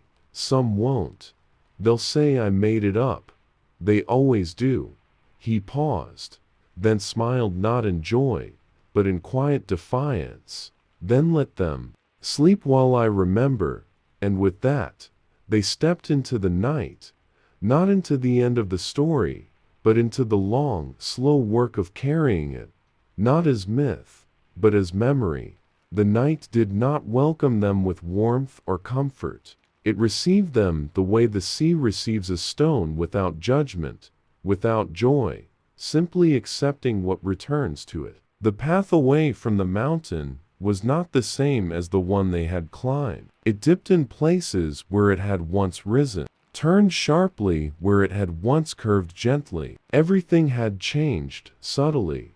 And Nikomedes felt it most in the quiet between steps, as though the ground remembered that he now carried something with him. Elpis said nothing. She didn't need to. There was a weight in her silence now that had not been there before, not burden, not regret, just understanding, like a guide who has led many through the same darkness, each time knowing how different it feels for the one walking it ahead. The land stretched into a vast valley. Low clouds hung in the sky, tinged with silver, and in the distance, soft lights flickered, not torches or stars, but memories glowing gently in the landscape. The valley was wide and slow, a breath taken at the end of a long story. And there, nestled in its center, stood a city, not a grand one. No towering spires, no marbled statues, just rooftops of worn stone, stairways winding like vines, and homes with open windows, each one flickering with a single, steady flame. It was a city that did not appear on any map, because it did not need to. It lived not in geography but in memory, and memory, Nikomedes was learning, was the only true country any of them ever belonged to. They passed through the city gates without question. No one stopped them. No guards, no walls. Just a low arch of carved wood with words nearly worn away by centuries of wind and forgetting. But Elpis ran her fingers over them, and slowly, the letters came back. Not in Greek, not in any language that used ink and parchment. They formed inside, the mind like smoke forming a shape in still air. It said, "Here dwell those who were misnamed." The streets were narrow, stone beneath their feet, worn smooth by those who had come before, and on either side, homes stood open, not abandoned, just unwalled, as if to remind each visitor that nothing here was meant to be hidden. They passed a courtyard where a woman was brushing a girl's hair. Neither of them looked up, but the girl's hair shimmered like fire, and in her quiet smile, Nikomedes recognized someone he had seen carved in stone. A name once blamed, now healed. They passed a fountain where two boys were tossing pebbles into the water. One was laughing, the other silent, but the quiet one had a ring of stars etched around his wrist, and a calmness that only came from being believed at last. Here, in this place, no one asked for names, because everyone had already lost them once. Now, they simply were. And no longer God, or victim, or monster. Just whole. Nikomedes and Elpis stopped in the city square. At its center was a tree large, old, its bark dark as sleep, and its leaves glowing faintly with something softer than light. The people of the city moved around it like wind, slowly, unhurried, never lost, because here, nothing was chased, nothing was hunted, everything simply remained. And in the hush of that city, Nikomedes understood what Elpis had shown, not revenge, not righteousness, but restoration. This was not where the punished came to be redeemed. This was where they came to be remembered, properly. He stepped toward the tree. Its trunk held carvings, not names, not letters, symbols, echoes of lives once told wrong. The broken mirror of Medusa, the measuring cord of Lachesis, the feathers of Icarus, the threads, the wings, the chains, all drawn not in anger, but in witness. He pressed his hand to the bark, and felt them, all of them, not as legends, not as warnings. As people, and behind him, Elpis whispered the words that turned the whole sky quiet. They were never asking to be worshipped, she said, only to be seen. He closed his eyes, and in that silence, a breeze moved through the trees' leaves. It carried no voice, no song, no myth, just the soft sound of memory refusing to fade. And in that moment, Nikomedes felt a peace not made of endings but of clarity, because the story was not over. It had simply stopped pretending. And no more masks. And no more lessons twisted into punishment. And no more monsters made from women who said no. And no more heroes crowned for leaving others behind. Just a truth that could finally breathe. He stepped back from the tree, The square remained quiet, the city pulsed softly with the lives it carried, and in that stillness, Elpis turned to him. "There is one more place." He nodded, and together, they began to walk, out of the city, into the field beyond, where the wind told stories no one had yet spoken. And somewhere in the distance, the horizon began to glow not with sunrise, but with the warmth of something long buried beginning to rise again. Not fire, not light, just remembrance. The field beyond the city was not marked on any map, nor remembered in any epic. It stretched outward, flat and gold, the grasses whispering with a hush that felt older than wind. Not a battlefield, not a meadow, just land left alone long enough to forget it had once carried something heavier than silence. Nikomedes walked slowly now, not because he was tired, but because the place seemed to ask it. Every step pressed softly into the earth, like a word into paper. The sky overhead held no sun, only a pale bloom of light that dimmed all shadows and left nothing hidden, nothing sharp. Elpis walked beside him, and her pace, too, had changed. She no longer guided, she simply remained an echo beside an echo, and the silence between them was full, not empty, full of everything they had seen, of every face that still flickered behind Nikomedes' eyes like flame behind glass. Faces not forgotten, only misplaced. Stories not vanished, only buried too deep for easy reaching. In the center of the field, they found a circle of stones, not raised, not carved, just there, arranged in a shape older than names, older even than memory. They bore no inscriptions, no offerings lay at their base, but the air around them shimmered slightly, like heat rising from a road long after sunset. "This is where it ends?" Nikomedes asked softly. Elpis shook her head. "No," she said. "This is where it remembers itself." They stepped into the circle, and the moment they did, the world stilled. Not the wind, not the air, the world. As if time itself had paused to listen.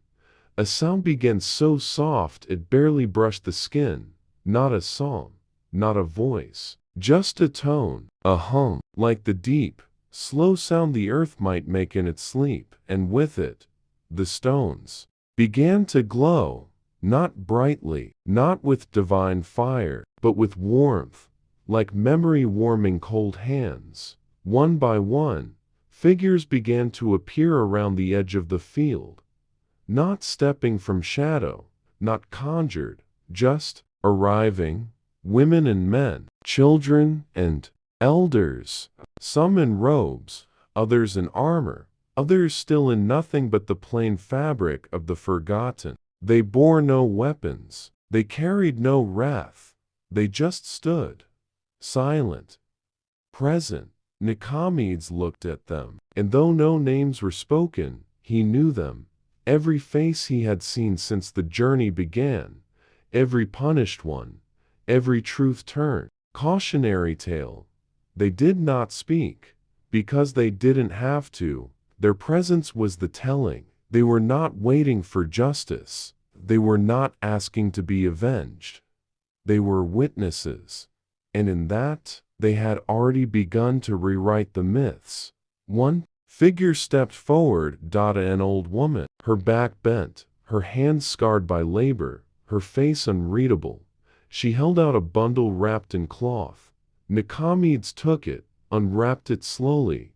Inside was a scroll, but not of names, not of sins, of truths, not a list, a weaving, each line a piece of story, each word placed with care. The scroll was not finished. There was room at the bottom. He looked at Elpis. She nodded once. He knelt, the weight of the circle around him heavy, but not crushing, and he wrote, not in ink, but in memory. He wrote what he had seen: Medusa's silence, Prometheus' flame, Icarus' fall, and why he flew, Antigone's choice, Eurydice's absence, Cassandra's curse, all of them, as they had truly been. He did not embellish. He did not explain. He simply recorded. When he stood, the scroll disappeared, not vanishing, but joining the space around him, like breath joining wind, and one by one, the figures in the field began to fade. Not gone. Return. To the places they belonged, not in myths, but in memory. In the spaces between stories where truth waits patiently to be heard. Elpis stepped forward, held out her hand. Nikomedes took it, and together, they left the circle. The field closed gently behind them, and the hum faded into quiet, but not silence, because once remembered, truth never fully sleeps again. They walked through the dusk, and though they said nothing, the weight between them had shifted, lighter, not because the pain was gone, but because it was no longer alone. They came at last to a cliff overlooking the sea.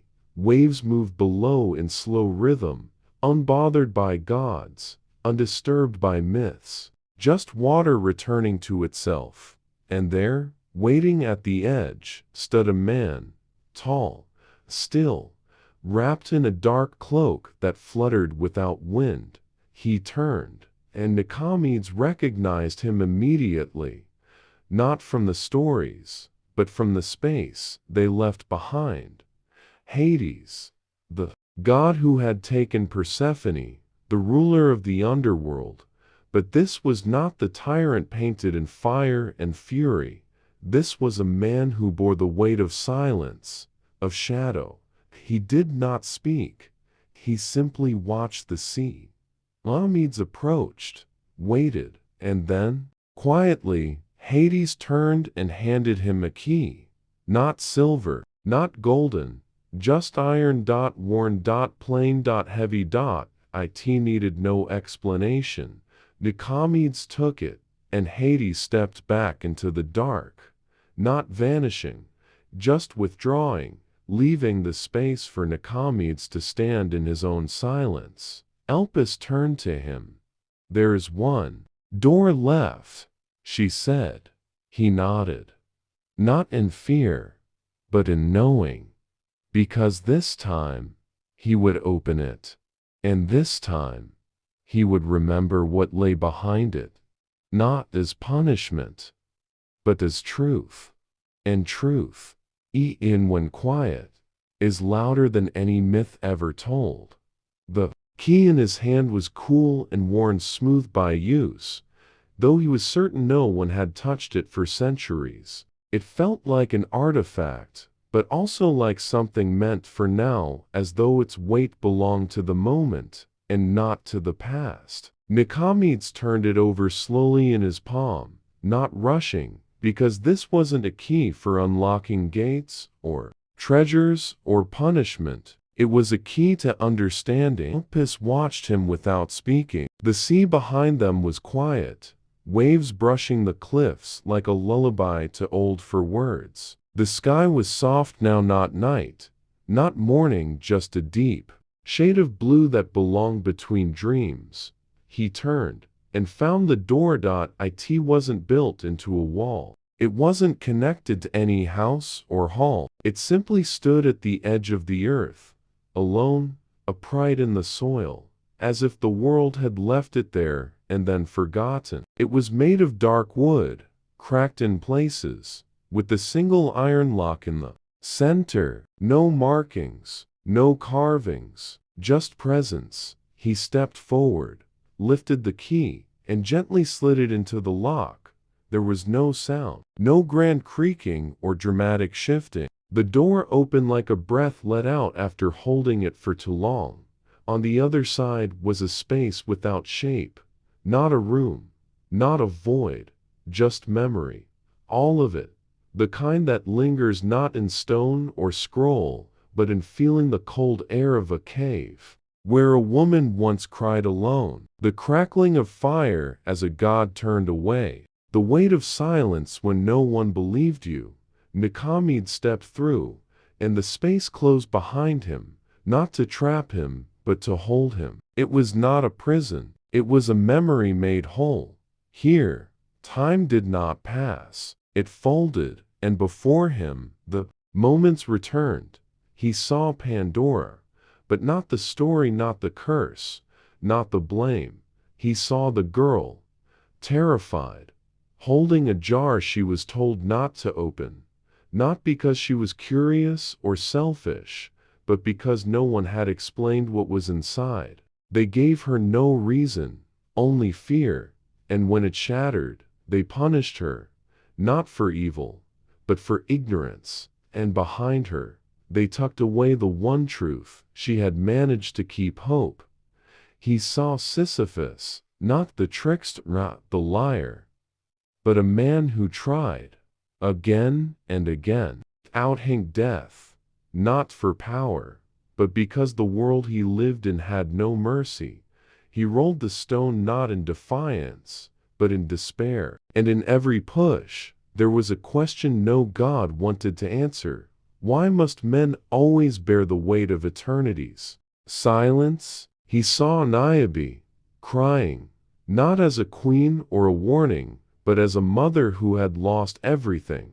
Her children taken not because they were wrong, but because she had dared to speak too proudly of them. Her punishment was not for arrogance. It was for loving too visibly, and even when turned to stone, her tears still fell, because grief, once begun, does not vanish. It changes shape, but it does not end.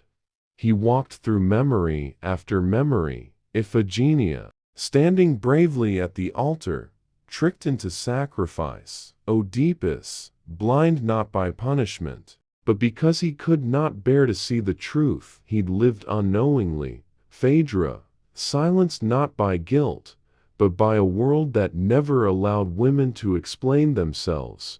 He walked, and with each step, the myths untwisted, the stories unfolded. He was not watching legends, he was remembering people. He passed through a chamber filled with feathers, the echoes of wings from those who had tried to escape. Daedalus, his hands stained not with guilt, but with the ache of creating what doomed his son. He had not wanted Icarus to fly high, but he had not known how to keep him grounded without breaking his spirit. It was not hubris. It was love, and love, too, can burn. He passed through a river not of water, but of sound. Every voice ever ignored, every woman who screamed as her story was rewritten, every cry that was turned into a symbol. It did not drown him, it lifted him, carried him forward like a boat upon their grief. And finally, he reached the last room. There was no throne here, and no altar, just a table, and seated at it, writing with slow, steady hand, was a figure cloaked in shadow and candlelight. He did not look up, but Nikomedes knew who he was, the one who had written the myths, the one who had chosen what to keep and what to change. He was not a god, not a king, just a man, and in front of him lay 1,000 scrolls, each with names and endings and titles.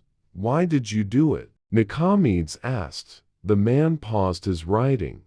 Then, without turning, he said, because I was afraid of the truth. What truth? That they were right. The man finally turned. His face was ordinary, weathered, kind even, but tired. He held up a scroll. On it, the name Cassandra. Her curse, he whispered, was not that she could see the future. It was that no one believed her. He looked up. I wrote her wrong. I wrote them all wrong. I was told to make the gods look wise, the men look brave, the women look quiet, and you obeyed. I was afraid to lose my place, my favor, my safety.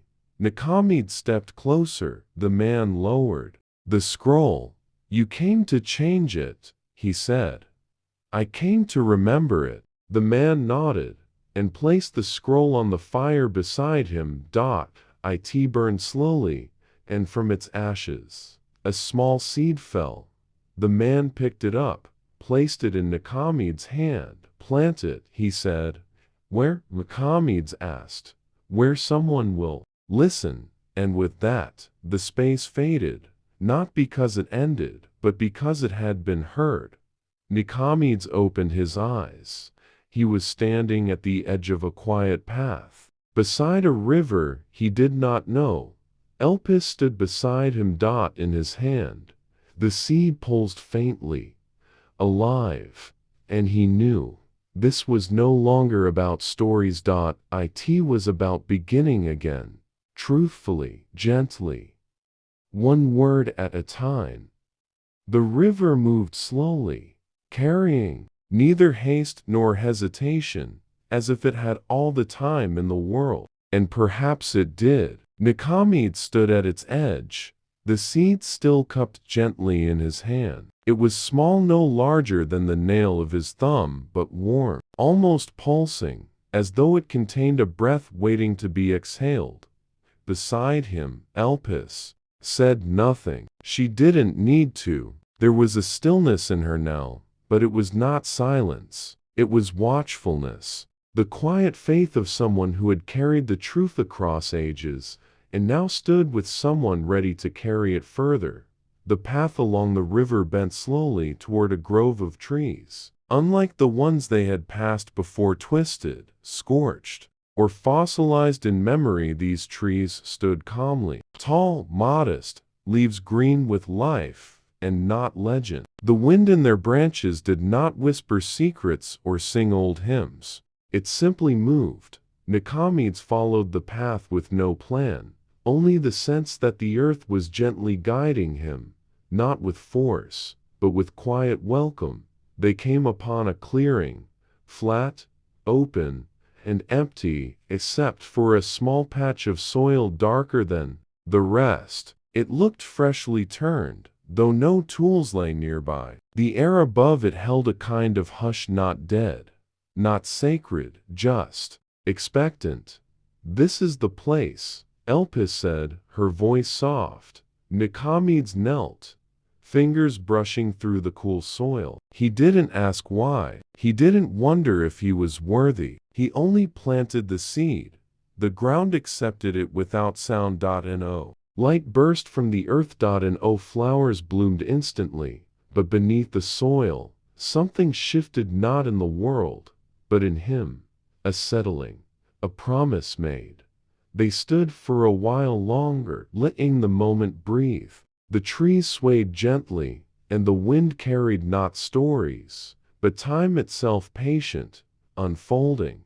And then, from behind them, a figure emerged. Not a god, not a specter, a woman, young perhaps, or very old. Her face was unreadable the way clouds are unreadable, always moving, always different depending on how you looked.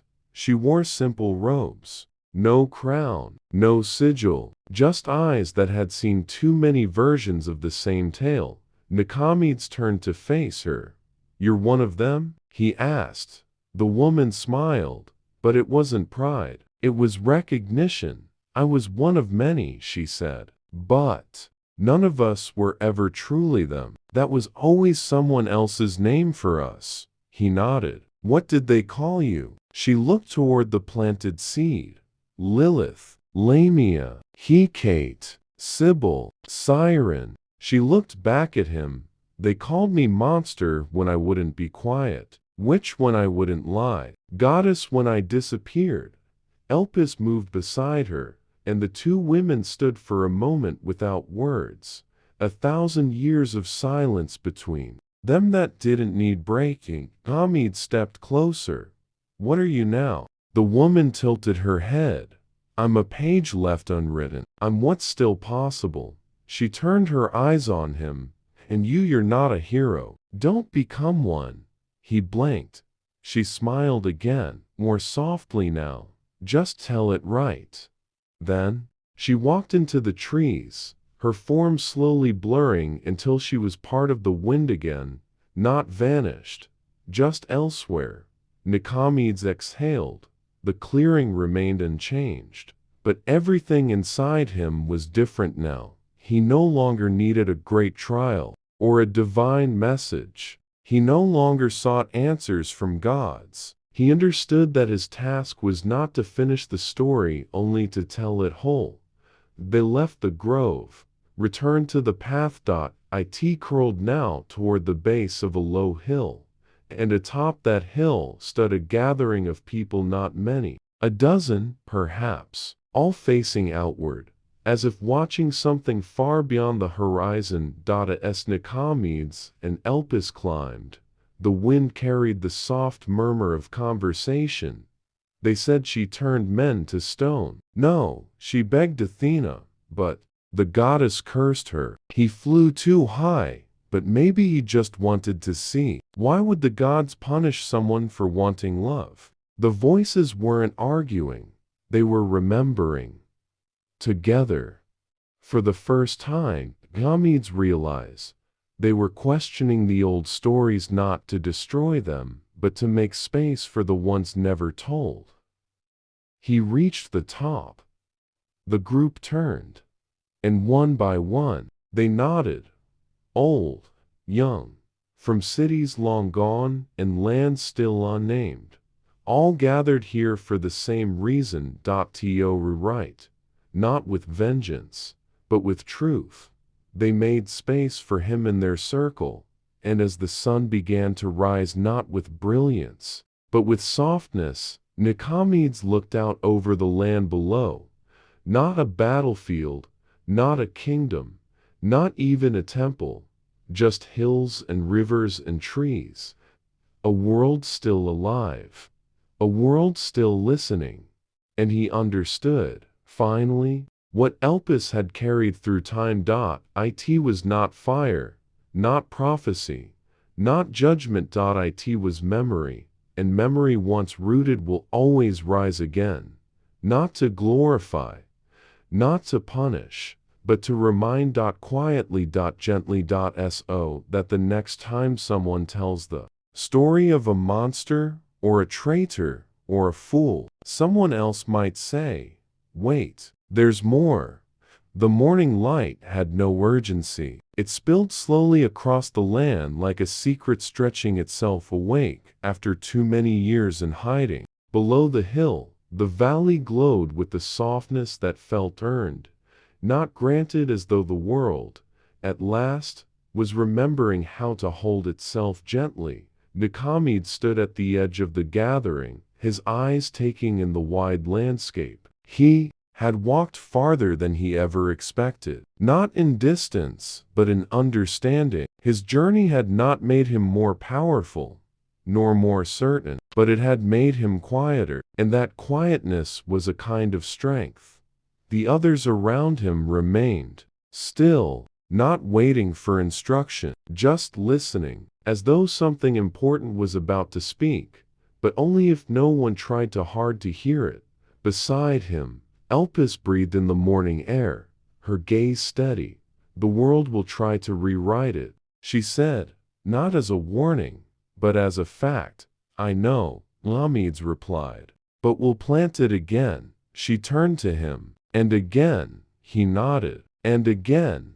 Below them, a child was walking through the meadow, barefoot, wrapped in a loose tunic. She paused every few steps to bend and listen, not to the wind, but to the earth, as if something beneath the soil was whispering to her. She placed her hand over a patch of ground, waited, then moved on. She wasn't looking for stories, she was remembering them. Nikomedes watched her and felt no need to follow. She was already carrying what mattered. It didn't belong to one voice. It belonged to everyone who had ever been left out of the telling. The sky opened further, stretching wide like parchment, and on it, clouds began to drift, not in shapes of gods or beasts, but simple forms. A hand reaching out, a face turning toward another, a tree bent, not broken. A river that curved gently and did not ask why. Nikomedes turned toward the east. Toward the road. It waited, long and meandering. Not the kind of path that heroes march down. Not paved in prophecy or echoing with applause. Just a dirt road worn by ordinary footsteps, ones that never made it into legend, but still mattered. Elpis gestured toward it. It won't be easy. He smiled, the smallest hint of weariness in his eyes. Good. That means it's real. The others began to walk, one by one. No procession, no ceremony, just people carrying stories that had lived too long in the shadows. A man whose wife had been turned to mist because she chose her own ending. A girl whose name had been scrubbed from the temple records for speaking a truth the priests could not bear. A boy who had seen the gods and found no glory in their faces, only loneliness. They walked not away from something, but toward it, the long, patient work of retelling. And not just telling again. Telling differently. Elpis remained by Nikomedes' side. You know now, she said. I do. And you'll forget, she added gently. He glanced at her. She smiled. Not all at once, but little pieces, because that's what time does. Nikomedes looked down at his hands, then up at the trees. I'll remember enough to remind others. That's all memory asks. They stood for one more moment as the hill slowly emptied, footsteps fading into the dust. The river, the trees, the sky, all of it unchanged, and yet more awake than it had ever seemed. And then they, too, began to walk. Their pace was calm, measured. The wind followed them, soft and easy, lifting the faintest scent of lavender from the grass. Behind them, where the seed had been planted, a small green shoot had broken through the soil. Not a monument, not a shrine, just a beginning. Because the story did not end with punishment. It did not end with forgetting. It did not even end with justice. It continued the way rivers continue. After leaving the mountains, not with thunder, but with quiet, honest persistence. One step, then another. Well, at last, the myths we whisper in the dark become something gentler in the light.